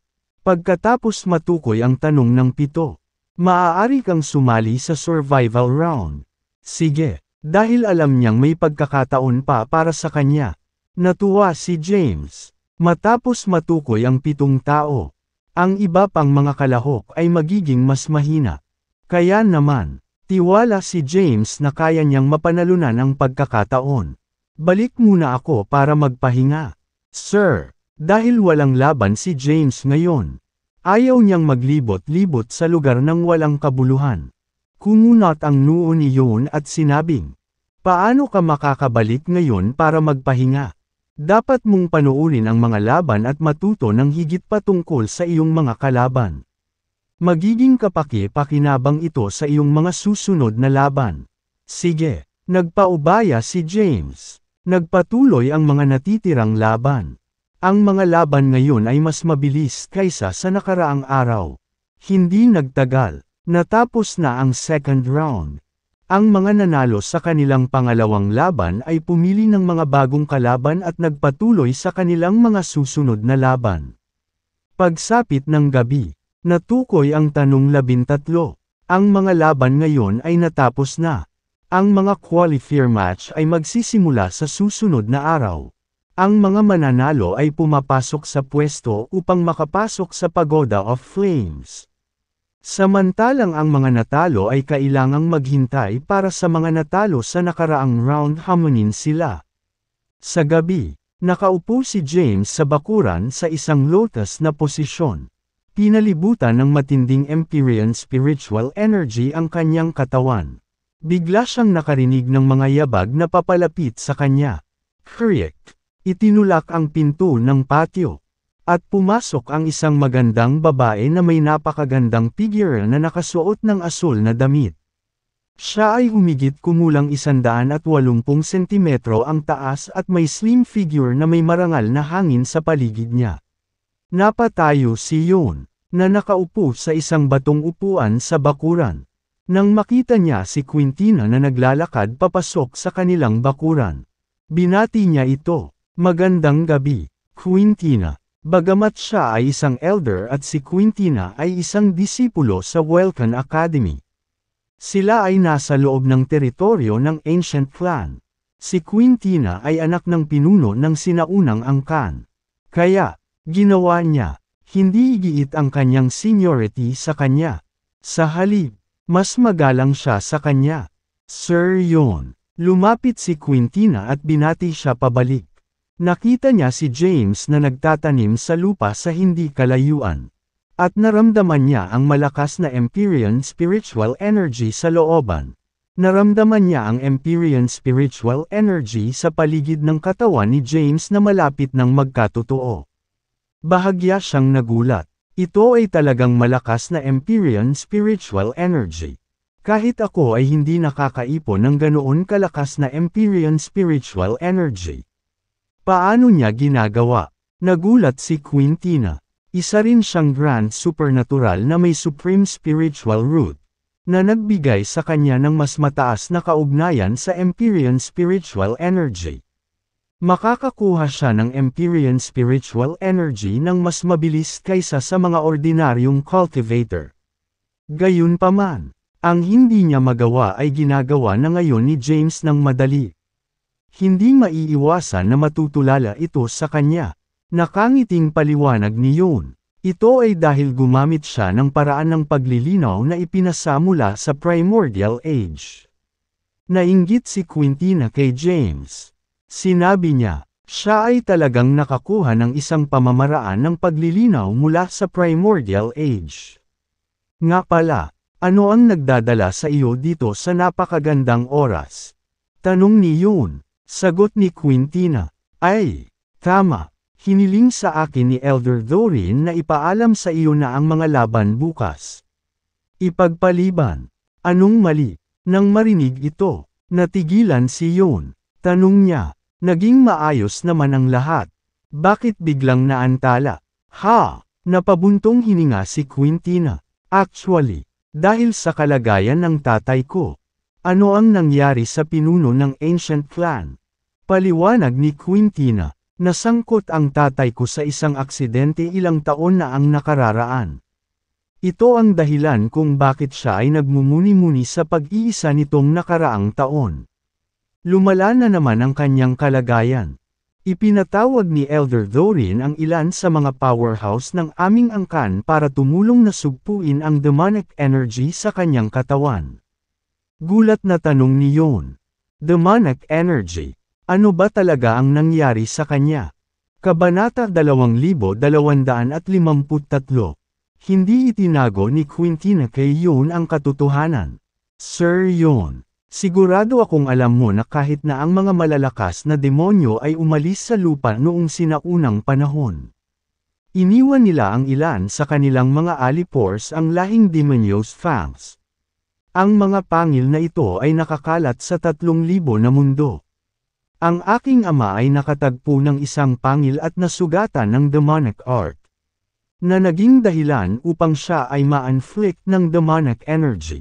Mula noon, ang aking ama ay pinahirapan ng demonic energy at nagmumuni-muni sa pag-iisa. Kung nagkataon, ito na ang panahon para sugpuin ang demonic energy sa kanyang katawan. Kung hindi ito sugpuin ng mga matatanda sa oras. Kung gayon, nag-aalala ang ekspresyon ni Quintina. Naging seryoso ang mukha ni Yon. Hindi niya inaasahan na ang pinuno ng Ancient Clan ay magtamo ng ganoong matinding pinsala. Napansin din ni James ang usapan nila. Nang marinig na may kaugnayan ito sa demonic energy. Ngunit natukso si James na kumilos. Mayroon siyang demonic body at hindi natatakot sa demonic energy. May kakayahan siyang iwaksi ang demonic energy sa pinuno ng Ancient Clan at ay absorb ito para mapangalagaan ang sarili niyang katawan. Gayunpaman, siya ay nasa sinaunang kaharian. Ang katotohanan na mayroon siyang demonic body ay hindi mailantad. Kung hindi, malalagay siya sa malaking problema. Nag-isip sandali si Yon at sinabing, paano ko sasabihin sa punong guro ng Welkan Academy? Sa kanyang lakas at sa mga elder ng Ancient Clan. Baka masugpo nila ang demonic energy sa katawan ng iyong ama. Bahagyang umiling si Quintina at sinabing, hindi uubra. Alam na ito ng punong guro. Noon pa man, Dumating siya rito ilang taon na ang nakakaraan ngunit hindi niya mapigilan ang demonic energy sa loob ng katawan ng aking ama. So alam na ng headmaster. Huminga ng malalim si Yon. Ha! Napabuntong hininga si Quintina at sinabing, Sir Yon, itigil ko na ang pag-istorbo sa iyong pahinga at babalik muna ako. Pagkatapos magsalita, tumalikod siya at umalis sa looban. Walang sinabi si James sa buong pag-uusap. Bagamat kaya niyang iligtas ang kanyang ama, ayaw niyang ipagsapalaran ang paglantad ng kanyang pagkakakilanlan. Kung ihahayag niya ang kanyang pagkakakilanlan, hindi ito kasing simple ng isa sa mga elder ng Divinity Sect na susunod sa kanya. Malamang, ang buong Divinity Sect at ang powerhouse ng Ancient Realm ay target siya. Tahimik na nagpatuloy si James sa paglilinaw. Sa sandaling iyon, ang pinuno ng Ancient Clan, si Farley Gideon, ay nakaupo sa isang lotus na posisyon sa kanyang seclusion sanctuary na matatagpuan sa isang kuweba sa likod ng bundok ng Mount Trinvard. Lumabas ang demonic energy sa katawan ni Farley. Nakapalibot sa kanya ang ilang matatandang Ancient Clan. Ang mga matatandang ito ay naglabas ng kanilang lakas upang sugpuin ang demonic energy sa katawan ni Farley. Gayunpaman, lumakas ang demonic energy. Boom! Isang pagsabog ng malakas na demonic energy ang tumawid at tumama sa 8 matatanda. Lahat ng matatanda, kasama si Doreen, ay bumagsak sa lupa at dumura ng dugo. Si Farley naman ay mahinang bumagsak sa lupa. Lider ng clan, hindi pinapansin ang kanilang mga pinsala. Bumangon ang mga matatanda mula sa lupa. Sa sandaling iyon, nahihirapang umupo si Farley. Siya ay medyo bata at tumingin tungkol sa 40 taong gulang. Gayunpaman, ang kanyang mukha ay mapotla at halos walang kulay. Marahan niyang ikinaway ang kanyang kamay at pinigilan ang mga matatanda sa paglapit sa kanya. Natatakot ako na hindi ako aabot. Mahinang nasabi ni Farley. Nakakatakot ang demonic energy. Mabilis nitong sinisira ang katawan ko. Maubos na ako nito sa loob ng 3 araw nang hindi hihigit. Huwag ipahayag ang aking kamatayan. Kamakailan lamang, sinubukan ng Divinity Sect ang tubig. Siguradong sasamantalahin nila ang pagkakataong sirain ang angkan natin kapag nalaman nila ang pagkamatay ko. Nang marinig ito, ang mga matatanda ay may solemn na mukha. Sabi ni Farley, na-dismiss kayong lahat, tulungan mo akong dalhin si Quintina dito. Naiintindihan. Ang mga matatanda ay umalis na nag-aatubili. Maya-maya, dumating na si Quintina. Nang makita ang mahinang estado ng kanyang ama at ang kanyang katawan na napapalibutan ng demonic energy. Ang kanyang magandang mukha ay nalukot sa pag-aalala. Mabilis siyang sumugod. Ama, gayunpaman, siya ay pinalayas ng demonic energy bago siya makalapit sa kanya. Bumangon siya sa lupa at tumayo sa malapit. Tumingin siya kay Farley na may luha sa mga mata. Quintina. Kabanata 2254. Mahinang wika ni Farley, hindi ako aabot. Ikaw ang tanging pag-asa ng Ancient Clan. Quintina, kailangan mong pamunuan ang clan sa hinaharap. Ipinadala kita sa Welcome Academy para magkaroon ng magandang relasyon sa kanila para pigilan ang Divinity Sect na samantalahin ang pagkakataong sirain ang aming angkan kapag kumalat ang balita ng aking pagkamatay. Alam ni Farley na ang kanyang kamatayan ay hindi may iwasang matagal na ang nakalipas. Kaya naman, nag-ayos na siya mula noon. Ipinadala niya si Quintina sa Welcome Academy dahil gusto niyang magkaroon ng relasyon sa kanila ang Ancient Clan. Kung ang Ancient Clan ay nakatagpo ng isang krisis, ang Welcome Academy ay tumulong sa kanila. Pare, wala na ba talagang pag-asa? Hindi pumayag si Quintina na sumuko. Mahinang sagot ni Farley, I'm beyond saving. Pinipigilan ko ang demonic energy sa loob ng maraming taon. Halos maubos ang true energy ko. Malalampasan ako ng demonic energy kapag naubos na ang true energy ko. Kailangan mong maging matatag, Quintina. Isa kang grand supernatural at walang limitasyong potensyal. Sayang at hindi ako magtatagal para masaksihan ang araw na maabot mo ang potensyal na iyon. Sinimulan siyang ihatid ni Farley sa mga kaayusan na ginawa niya sa kaganapan ng kanyang kamatayan. Noong gabing iyon, abala si James sa maraming pag-iisip. Nalaman niya ang kalagayan ng pinuno ng Ancient Clan, at kailangan niyang iligtas siya. Gayunpaman, nag-aalala si James na ilantad ang kanyang sarili kung magbibigay siya ng tulong kay Farley. Dahil maaakit nito ang atensyon ng makapangyarihang mga kalaban. Sa sandaling iyon, humingi siya ng payo kay Sophie. Sabi ni Sophie, nakikita ko na ang Ancient Clan ay hindi taksil o masama. Tulad ni Yon, sila ay mga taong matuwid. Dahil ikaw ay nasa kanilang teritoryo, magiging kapaki-pakinabang na tulungan sila. Ang mungkahi ko ay iligtas siya. Maaari kang makakuha ng isang patak ng kanilang sinaunang dugo bilang gantimpala. Kung magpasya silang ipagkanulo kapag katapos iligtas ang pinuno ng kanilang angkan. Tumakas ka na lang. Marami pang ibang kaharian sa 3,000 na mundo.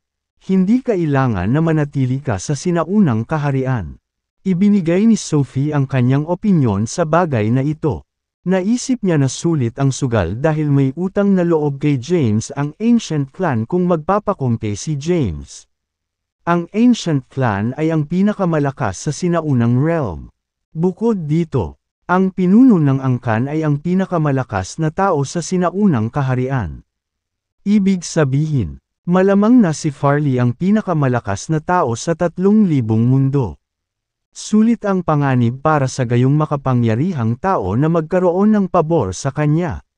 Bukod pa rito, binanggit din ni Sophie na hahaharapin ni James ang maraming problema kapag bumalik siya sa Earth. Magiging mabuti para sa kanya na bumuo ng kaugnayan sa mga makapangyarihang tao. Saglit itong pinag-isipan ni James at napagpasyahan niyang may kabuluhan ang pagsusuri ni Sophie. Nagpasya siyang makipagsapalaran para magkaroon ng magandang kinabukasan. Pagkatapos, tumayo si James at tumalikod para umalis. Napansin ni Yon na papaalis na si James sa looban at hindi maiwasang magtanong. Saan ka pupunta? Nilingon ni James si Yon at sinabing, medyo naiinip ako, kaya mamasyal ako. Sige, sige, gayunpaman. Ikaw ay nasa teritoryo ng Ancient Clan. Kaya huwag kang gumala-gala. Sige, matapos ang pakikipag-usap kay Yon, agad na umalis si James. Hindi alam ni James kung saan nanunuluyan ang pinuno ng Ancient Clan. Nagtungo siya sa Mount Trinvard at napansin niya ang isang babaeng nakaasul na damit na pababa ng bundok bago niya marating ang tuktok ng bundok. Duguan ang mga mata niya. Halatang umiiyak siya. Lumapit si James at binati siya. Quintina. Tumingin si Quintina kay James at nagtanong. Gabi na, bakit ka gumagala sa halip na nasa looban? Inilibot ni James ang paligid. Matapos kumpirmahin na walang tao, bumulong siya. Ayos lang ba ang iyong ama? Anong ibig mong sabihin? Mukhang naguguluhan si Quintina kung bakit gabing-gabi nang dumating si James para tingnan ang kalagayan ng kanyang ama. Bumulong muli si James. May paraan ako para mawala ang demonic energy sa katawan ng tatay mo. Ano? Natigilan si Quintina. Kabanata 2255. Nakabawi si Quintina mula sa kanyang unang pagkabigla pagkaraan ng ilang segundo.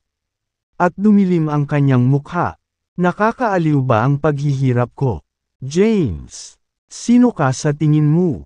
Sa tingin mo ba ikaw ang pinakamakapangyarihang tao sa mundong ito? Hindi ako nagsisinungaling. Matutulungan ko talaga ang tatay mo. Tama na yan. Itigil ang paggamit ng aking mga isyo bilang isang paraan upang pumatay ng oras. Ikaw ay alagad ni Sir Yon. Kaya't hindi ko muna ito papansinin sa ngayon. Ngunit huwag mong isipin na aalisin ko ito sa paghiga kung magpapatuloy. Sa pagiging impertinent, hindi naniwala si Quintina kay James. Paano magagawa ng isang binatang tulad ni James ang anumang bagay tungkol sa demonic energy na sumakit sa kanyang ama gayong kahit siya? Hindi niya kayang gamutin ito ng mag-isa. Gabi na, huwag ka nang gumala. Maraming mga bantay sa Mount Frinvard. Baka mapagkamalan kang assassin. Huwag mong sabihing hindi kita binalaan. Pagkatapos magsalita, tumalikod si Quintina at umalis. Seryoso akong tulungan siya. Inabot ni James ang kamay niya para hawakan si Quintina. Gayunpaman, sinalubong siya ng isang malakas na pag-atake ng palad. Mabilis na umiwas si James sa malayo para maiwasan ang pag-atake. Pagkatapos, malungkot niyang sinabi, "Hindi ka ba talaga naniniwala sa akin?" Malamig na sagot ni Quintina. "Hindi naman sa ayaw kong maniwala sa iyo, James. Pero alam mo ba kung ano ang demonic energy? Alam mo ba kung sino ang aking ama? Hindi mo ba alam ang lakas ng aking ama? Kahit nasa kabila ng pakikipagtulungan sa maraming elder ng aming clan, hindi nila maalis ang demonic energy. Ngunit, sinasabi mo sa akin na magagawa mo ito. Inaakala mo ba ako bilang isang mapanlinlang paslit?" Dahil ayaw maniwala ni Quintina sa kanya, walang ibang choice si James. Ang pinuno ng Divinity Sect, ang Divine Holy Emperor, ay nakatayo sa ibang courtyard sa parehong sandali. Naabisuhan na siya sa laban bukas ay ipinagpaliban. Nakaupo sa bakuran, naisip niya, naabot na ba ni Farley ang kanyang limitasyon? Matapos pahirapan ng demonic energy sa loob ng maraming taon, oras na para sipin niya ang balde. Kung talagang malapit na siyang mamatay, ito na ang perpektong pagkakataon para sirain ang Ancient Clan. Kung wala si Farley, walang magagawa ang mga elder ng Ancient Clan. Napaisip siya at nagsimulang gumawa ng mga plano para sirain ang Ancient Clan. Tahimik siyang lumabas mula sa proteksyon na pormasayon na pumapalibot sa bundok ng Ancient Clan at lihim na naghatid ng ilang senyales. Matapos gawin ang lahat ng ito, tahimik siyang umiwas. Hindi alam ng Ancient Clan na dinala ng Divine Holy Emperor ang kanyang mga disipulo sa teritoryo para sa ibang layunin.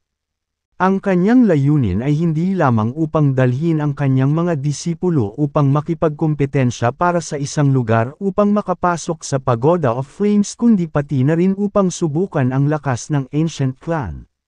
Gusto niyang gamitin ang pagkakataong ito para puksain ang buong Ancient Clan ng sabay-sabay. Matapos mawala ang Ancient Clan, ang Welkin Academy ang magiging huling target niya. Samantala, sinusubukan pa rin ni James na hikayatin si Quintina. Gayunpaman, tumanggi si Quintina na maniwala sa kanya anuman ang kanyang sinabi. "Ms. Quintina, bakit hindi ka naniniwala sa akin? Wala kang magagawa sa kalagayan niya. Anyway, so bakit hindi mo na lang ako subukan? Paano kung may magawa ako?" Nang marinig ito, napaisip si Quintina. Pagkaraan ng ilang sandali, tumingin siya kay James at sinabing, "Sige, magtitiwala ako sa ngayon at dalhin kita sa aking ama." Sa katunayan, hindi pa rin siya naniniwala kay James. Gayunpaman, wala siyang ibang pagpipilian, kaya, nagpasya siyang itaya ang kanyang huling piraso ng pag-asa kay James.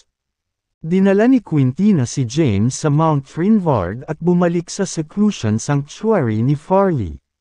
"Bakit ka bumalik?" Nang makarating na sila ay tinawag sila ng mahinang boses ni Farley. Laking gulat ni James nang makita niya si Farley na naka-lotus position na nakaupo sa loob ng kuweba. Napapaligiran ng demonic energy.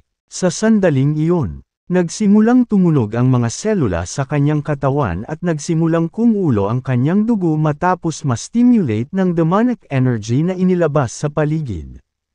"Quintina, maghintay ka sa labas." Matapos huminga ng malalim si James ay pinaalis na niya si Quintina. Tumingin si Farley kay James at umiling. "Quintina, sino ang lalaking ito?" Kabanata 2256. Maghintay ka sa labas. Quintina, Udyok muli ni James sa kanya. Paliwanag ni Quintina, "Pare, ito po ang alagad ni Sir Yon. Sabi niya kaya niyang iligtas. Kaya dinala ko siya dito para tingnan kung ano ang kaya niyang gawin." Isang mahinang ekspresyon ang ipinakita ni Farley kay Quintina nang marinig niya ang balita. Naiintindihan niya ang nararamdaman ni Quintina at ayaw niyang bigin ito. Sinabi niya sa kanya, "Pwede kang manatili sa labas pansamantala." "Quintina, may kakaunting salita ako sa kanya." "Sige." Tumango si Quintina at tumalikod na para umalis. Pagkaalis niya ay nabaling ang tingin ni Farley kay James. Nakangiting tinanong niya, "Binata, pinadala ka ng Divinity Sect. Hindi ba? Hindi sinasadya ng Divine Holy Emperor na dalhin ang kanyang mga disipulo sa ating teritoryo para makakuha lang ng pwesto sa Pagoda of Flames. Tama ba? Sinusubukan niyang alamin kung buhay pa ba ako." Inakala ni Farley na si James ay isang especially iya na ipinadala ng Divine Holy Emperor mula sa Divinity Sect. Nagsalubong ang mga kilay ni James. At sumagot siya, "Anong pinagsasabi mo? Isa akong disipulo ng Welcan Academy. Ang aking guro ay si Sir Yon.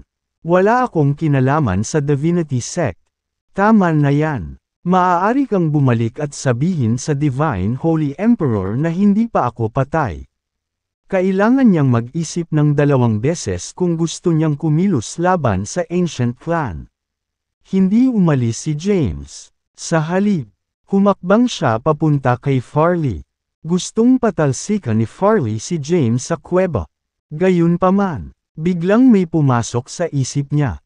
At nanlaki ang mga mata niya. Hindi ka apektado ng demonic energy. Ang demonic energy sa kanyang katawan ay mapang-api. At walang makakalapit sa kanya. Gayunpaman, ang binatang ito ay lumalapit sa kanya nang hindi naapektuhan. Hindi kataka-taka na mabigla si Farley. Umupo si James sa tabi ni Farley. Tiningnan niya si Farley na may mahinang ngiti at sinabing, "Sinabi ko sa iyo na kaya kitang iligtas. Akala mo ba nagbibiro ako? Sabihin mo sa akin kung paano ka nasugatan at bakit ka naapektuhan ng demonic energy." Gulat na napatingin si Farley kay James. Ilang sandali pa ay huminga siya ng malalim. Ito ay isang mahabang kwento na nangyari maraming taon na ang nakalilipas. Mga 20 taon na ang nakalilipas. Isang pangil mula sa lahing demon ang lumapit sa akin. At nauwi kami sa laban. Nasugatan ako sa laban na iyon at nadungisan ng demonic energy nito. Inilihim ko ang aking sarili sa lahat ng mga taon na ito. Maikling ipinaliwanag ni Farley ang pangyayari. Then, tumingin siya kay James at nagtanong, "Sino ka ba talaga? Paano ka hindi naapektuhan ng demonic energy?"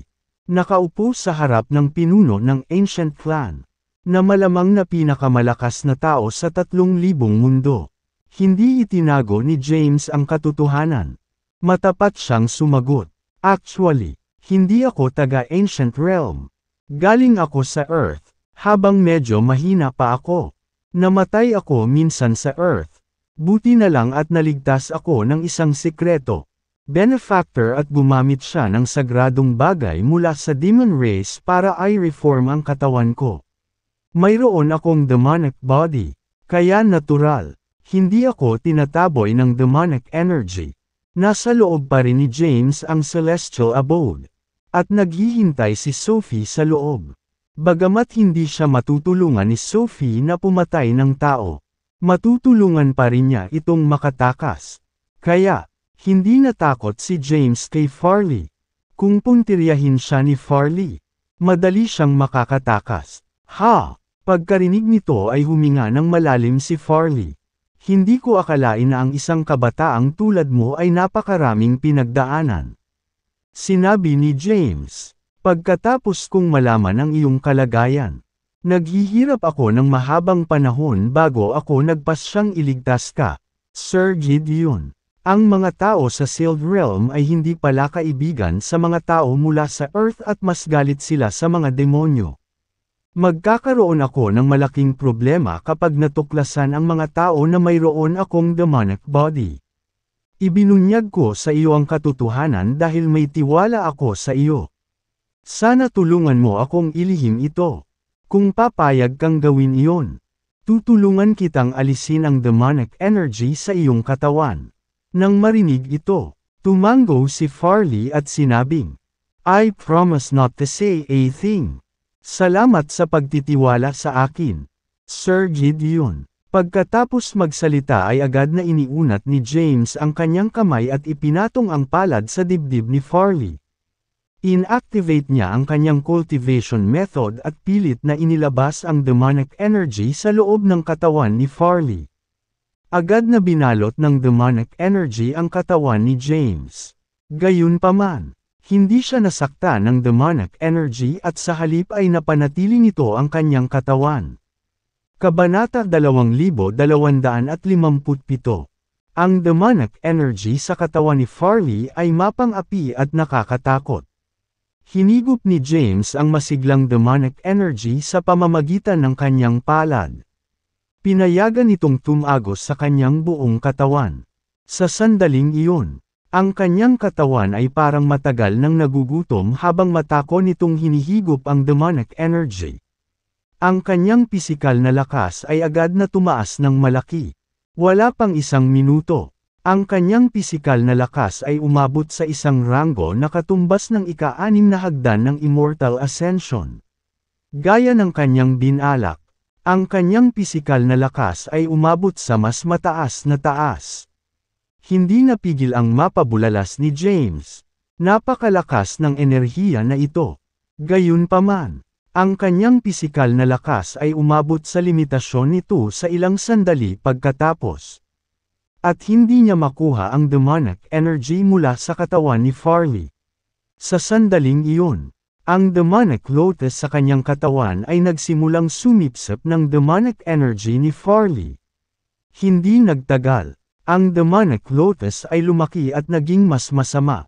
Hindi nagtagal, naabot ng demonic lotus ang limitasyon nito.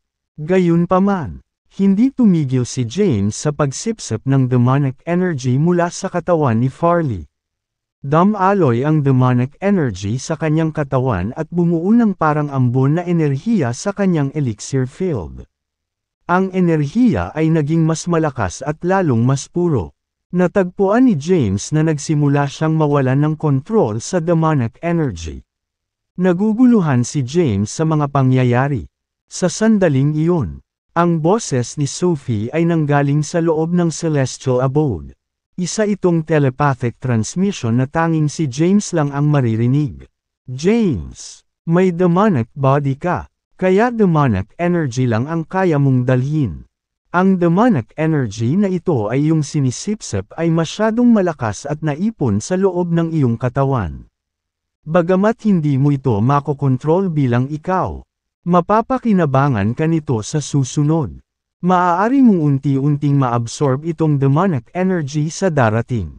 Sa isang kritikal na sandali, maaari mong ring pilitin na ilabas itong naipon na demonic energy para patayin ang iyong kaaway. Kahit na ang isang walang katulad na powerhouse ay malamang na mamatay pagkatapos mamatay nito. Natauhan si James matapos itong ipaliwanag ni Sophie sa kanya. Ang lahat ng ito ay ibinibigay sa kanya ng kanyang bagong katawan.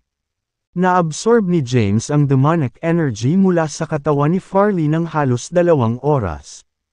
Pagkalipas ng 2 oras, ang demonic energy sa loob ng katawan ni Farley ay ganap na tinanggal ni James ang demonic energy na natipon sa James Elixir Field sa anumang ambon. Sa wakas, ang demonic energy ay tuluyan nang naalis sa katawan ni Farley. Unti-unting nagkulay ang maputlang mukha ni Farley, tumayo siya mula sa lupa. Iniunat ang kanyang katawan, at bumakas sa mukha niya ang masayang ekspresyon. Ang demonic energy ay nagpahirap sa kanya sa loob ng maraming taon. Siya ay nagbitiw na sa kanyang kamatayan matapos masira ng demonic energy. Hindi kailanman sumagi sa isip niya ang posibilidad na mapaalis ang demonic energy sa kanyang katawan. Masarap ang pakiramdam ni Farley matapos mapalaya ang kanyang katawan sa pahirap na demonic energy. Tumingin siya kay James na nakaupo sa isang lotus position sa lupa at sinabing, "Binata, nagpapasalamat talaga ako sa iyo. Kung hindi dahil sa iyo, napahamak na ako." Tumayo si James at nakangiting sinabi, "It was not a big deal. Pambihira talaga ang katawan mo. Buti ka pa pagkatapos ng napakaraming demonic energy. Iniisip ko kung ano ang ginamit upang mabago ang iyong katawan." Napatingin si Farley kay James nang may paghanga. Hindi niya inaasahan na ang taong magliligtas sa kanya ay isang mababang ranggo na magsasaka.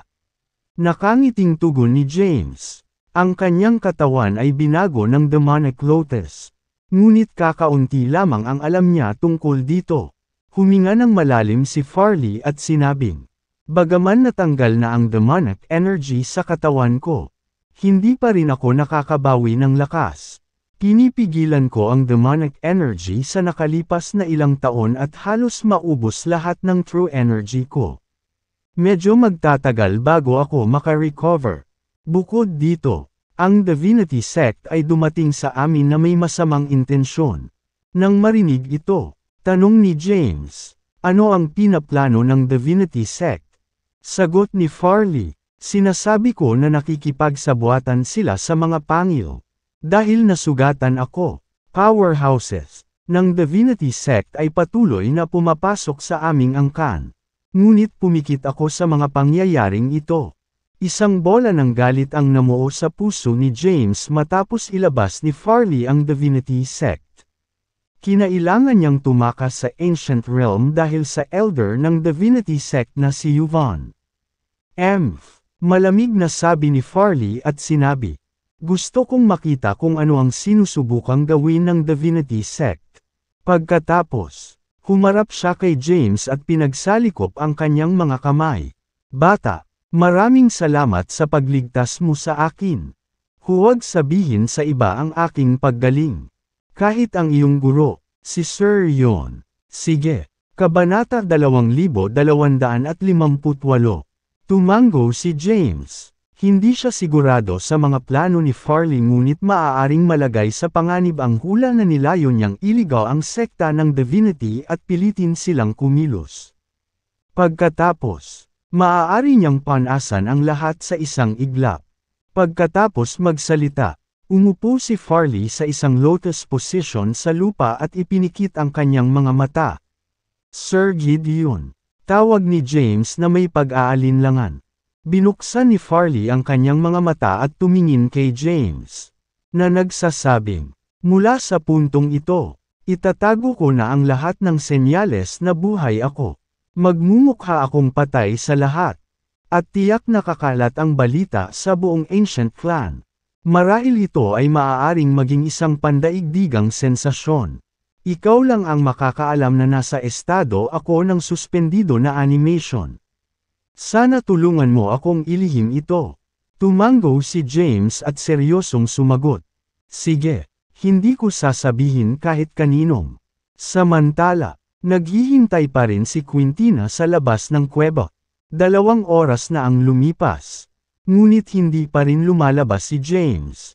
Siya ay balisang nagpabalik-balik. Naghihintay sa kanya. Lumabas si James sa kuweba nang sumugod na siya para tingnan sila. Sa sandaling makita niya si James. Sumugod siya at hinawakan siya. Nagtanong, "Paano nangyari ito? Kamusta ang tatay ko?" Tumingin si James kay Quintina at binigkas ang ilang maikling aliw. "My condolences." "Ha?" Natigilan si Quintina. Pagkaraan ng ilang segundo, sumugod siya sa kuweba at nakita niya si Farley na nakaupo sa isang lotus na posisyon sa lupa na walang buhay. Agad siyang sumugod at niyugyug si Farley. "Ama." Sa sandaling inalag-alog siya nito. Bumagsak ito sa lupa. Tumango si Quintina. Ang kanyang mga pag-iyak ay umaakit sa mga alagad na nagbabantay sa bundok. Hindi nagtagal. Maraming tao ang sumugod at nakita ang bangkay ni Farley sa lupa. Agad na lumuhad ang mga gwardya na ito sa lupa. "Panginoon yun." Maraming miyembro ng angkan ang pumunta sa kuweba. Dumating din si Doreen sa eksena. Nang makita ang bumagsak na katawan ni Farley sa lupa, napabuntong hininga siya. In the end, hindi siya nakarating. Doreen issued the order. Ipasa ang mensahe na maaantala din ang pagbubukas ng Pagoda of Flames. Ang lahat ay ipagpapatuloy pagkatapos ng libing ng aming pinuno ng clan at ang paghirang ng isang bagong ng pinuno ng clan. Lumipas ang gabi ng tahimik. Kinaumagahan, isang itim na tela ang nakasabit sa pangunahing bulwagan ng Mount Trinvard. Lahat ng miyembro ng Ancient Clan ay nakasuot ng itim na damit panglibing. Sa harap ng pangunahing bulwagan ay isang kabaong na may banig, na nakahiga sa loob nito. Mapatla at walang kulay ang mukha ng lalaki. Parang matagal na siyang nawalan ng sigla. Ipahayag sa mundo na ang pinuno ng sinaunang clan ay pumanaw na. Anyayahan ang mga may malapit na koneksyon sa aming angkan na dumalo sa kanyang serbisyo sa pag-alaala. Tumayo si Doreen sa harap ng main hall at naglabas ng utos. Sa loob ng bulwagan, maraming tao ang lumuhad sa harap ng kabaong. Si Quintina, na nakasuot din ng itim na damit ay sikilang sa harapan. Sa sandaling iyon, mas maraming tao ang pumasok sa bulwagan. Sina Yon, James, ang banal na emperador, at si Harold ay kabilang sa karamihan. Dumalo rin sa libing ang Infernal Emperor, Emperor Tamerlan, at ang kanilang mga alagad. Sa sandaling pumasok ang banal na emperador sa bulwagan. Nagtanong siya, ano ang nangyayari? May namatay ba? Bagamat sigurado siyang ito ang pinuno ng Ancient Clan. Hindi pa niya ito kinumpirma. Nakatayo sa pangunahing bulwagan. Humihingi ng tawad si Doreen. Paumanhin, banal na emperador. Ang aming pinuno ng angkan ay pumanaw na. At ang pagbubukas ng Pagoda of Flames ay kailangang ipagpaliban sa ngayon. Pagkatapos ng libing, magtatalaga tayo ng bagong pinuno ng clan at magpapatuloy sa kompetisyon. Ang aking pakikiramay. Ang Divine Holy Emperor ay lumapit sa kabaong at malumanay na yumuko.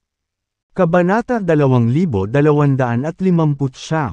Habang nakatayo siya sa harap ng kabaong, gumagalang ang banal na emperador. Pagkatapos niyang yumuko ay lumapit siya sa kabaong at itinulak ang takip ng kabaong. Biglang tumayo si Quintina at sumigaw. Anong ginagawa mo? Patay na ang tatay ko. Ano ang gusto mong gawin sa kanya? Ang banal na emperador ay bumaling kay Quintina at humingi ng paumanhin. Paumanhin sa aking pagsuwe. Hindi ko lang nagawang paniwalaan ang sarili ko. Ang pinuno ng Ancient Clan ay ang pinakamalakas na tao sa Ancient Realm. Nahirapan akong paniwalaan na namatay siya ng ganoon kadali. Kaya gusto kong kumpirmahin ito sa sarili kong mga mata. Pagkatapos magsalita ay lumingon siya sa taong nakahandusay sa kabaong. Mapula ang mukha ni Farley at walang bahid ng kulay. Walang bakas ng buhay sa kanyang malabangkay na katawan. Matapos makaramdam ng walang lakas mula kay Farley, nakahinga ng maluwag ang banal na emperador. Nilingan niya ang mga Gideon na nagtitipon sa pangunahing bulwagan at muling humingi ng tawad. Ikinalulungkot ko ang aking walang galang na pag-uugali. Ibinalik ng Divine Holy Emperor ang takip sa kabaong. Humakbang si Doreen at sinabing, naiintindihan namin. Bumalik at magpahinga pansamantala. Magdaraos kami ng memorial service kapag dumating ang ibang malalapit na kaibigan ng aming pamilya. Ang banal na emperador ay umalis kaagad. Tumalikod siya at umalis kasama si Harold. Dahil ito ang mga bagay sa pamilya ng mga Gideon. Hindi rin nagtagal si Yon. Umalis siya kasama si James pabalik sa kanilang pansamantalang courtyard lodgings. Sa loob ng bakuran, napabuntong hininga si Yon. Nakakalungkot na namatay ang pinakamalakas na tao sa henerasyong iyon. Sabi ni James, siguro tadhana na, walang sino man ang makakatakas sa mga pekana ng kapalaran kung tutuusin. Nangako siya kay Farley na hindi sasabihin kahit kaninong. Kaya inilihim din niya kay Yoon ang kanilang kasunduan. Sinabi ni Yoon, dahil naging ganito ang mga bagay, wala tayong magagawa kundi hintayin ang mga Gideon na matapos ang pagharap sa libing ni Farley. Tumango si James. Ma'am, nagpatuloy ang dalawa sa pananatili sa loob ng teritoryo ng Ancient Clan. Samantala, ibinalita sa mundo ang pagpanaw ng pinuno ng Ancient Clan. Mabilis na kumalat ang balita sa buong sinaunang kaharian. Hindi nagtagal, maraming kilalang figure ng sinaunang kaharian ang sunod-sunod na ipinakita. Maging ang punong guro ng Welcan Academy ay personal na ipinakita upang dumalo sa serbisyo ng pag-alaala ni Farley. Lumipas ang 7 araw mula nang mamatay si Farley. Ang mga malalapit na kaibigan ng Ancient Clan mula sa buong Ancient Realm ay nagtipon sa nakalipas na 7 araw. Ang lahat ng mga kilalang powerhouse ay naruroon. Ang serbisyong pang-alaala ni Farley ay gaganapin sa susunod na araw. Sa gabi, ang teritoryo ng Ancient Clan ay maliwanag na naiilawan. Isang lalaking nakamaskara ang tahimik na naghihintay sa kagubatan sa labas ng perimeter ng Ancient Clan. Biglang umihip ang hangin. May ilang taong nakasuot ng itim na damit at itim na maskara ang lumitaw. Kamusta ang mga bagay? Holy Emperor. Isang boses ang bumungad sa tanong. Nakumpirma ko na ang pagkamatay ni Farley. Ang lahat ng mga powerhouse ng ating kaharian ay natipon sa teritoryo ng Ancient Clan. Ito ang perpektong pagkakataon para sirain sila ng sabay-sabay. Naka-standby ang mga tao ko. Bukas ng umaga, maglulunsad tayo ng pag-atake sa Ancient Clan. 2/3. Pagkatapos ng maikling pag-uusap, umalis na ang mga lalaking nakaitim. Pagkatapos, hinubad ng lalaking nakamaskara ang kanyang disguise. Ito ay walang iba kundi ang pinuno ng Divinity Sect. Ang Divine Holy Emperor. Isa rin siya sa pinakamakapangyarihang tao sa sinaunang kaharian. Isang nakakalokong ngiti ang nabuo sa mukha ng banal na emperador. Nagkaroon siya ng makapangyarihang true energy sa kanyang palad at winasak ang maskara sa kanyang kamay. Pagkatapos, humakbang siya pabalik sa teritoryo ng Ancient Clan. Hindi nakatulog si James buong gabi. Hindi siya sinabihan ng mga detalye ng plano ni Farley. Gayunpaman, binanggit ni Farley na ang Divinity Sect ay minsang nakipagsabuatan sa fans mula sa Demon Race. May mangyayari ba bukas? Malakas ang pakiramdam ni James na may mangyayari sa Ancient Clan sa susunod na araw.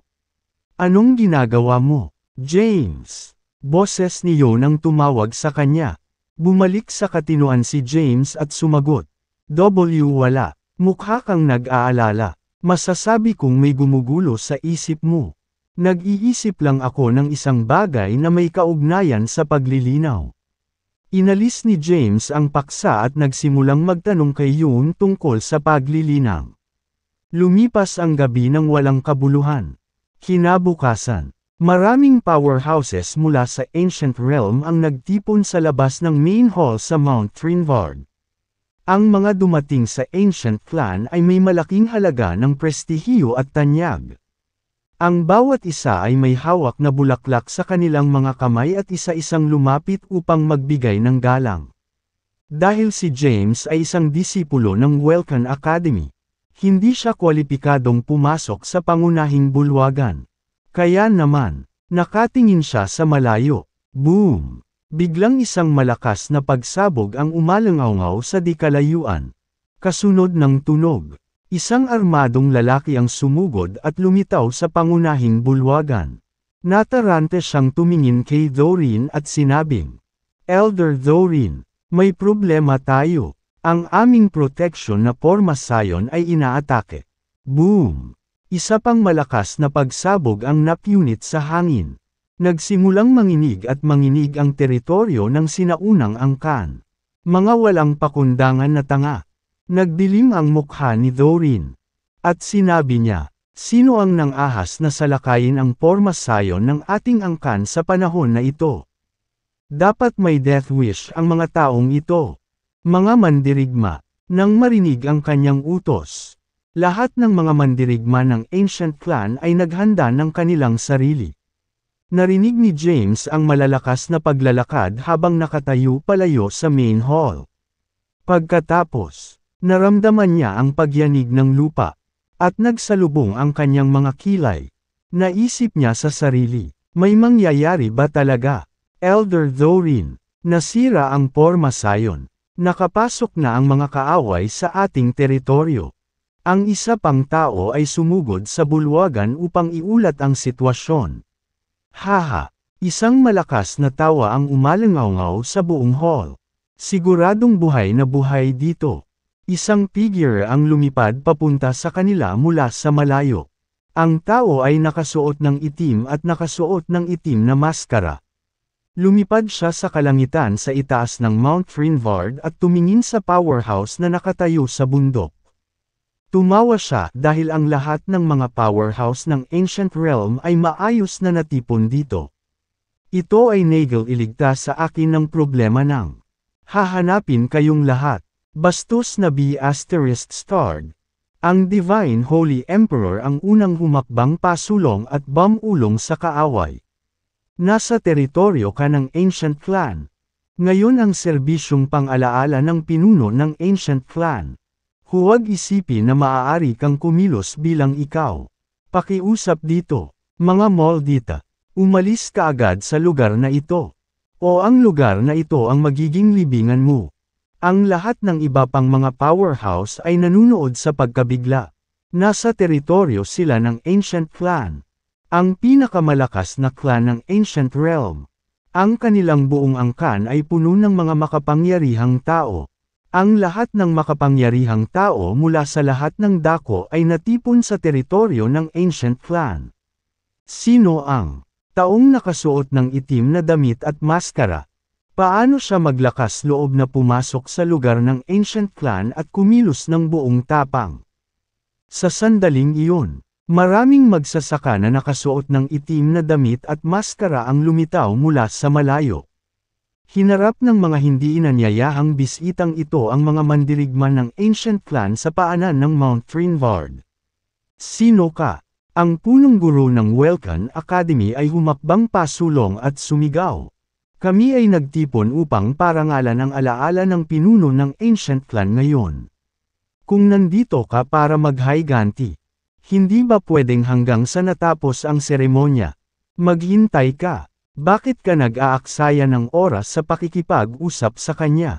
Headmaster, nagdilim ang mukha ng Divine Holy Emperor ng Divinity Sect.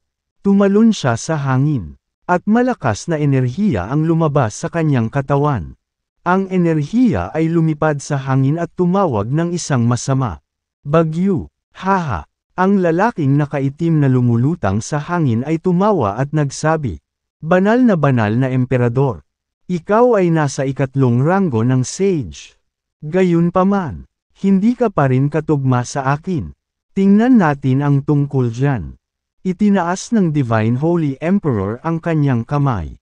At isang mahabang espada ang lumitaw sa kanyang kamay. Isang nakakasilaw at gintong liwanag ang bumungad sa kanyang espada.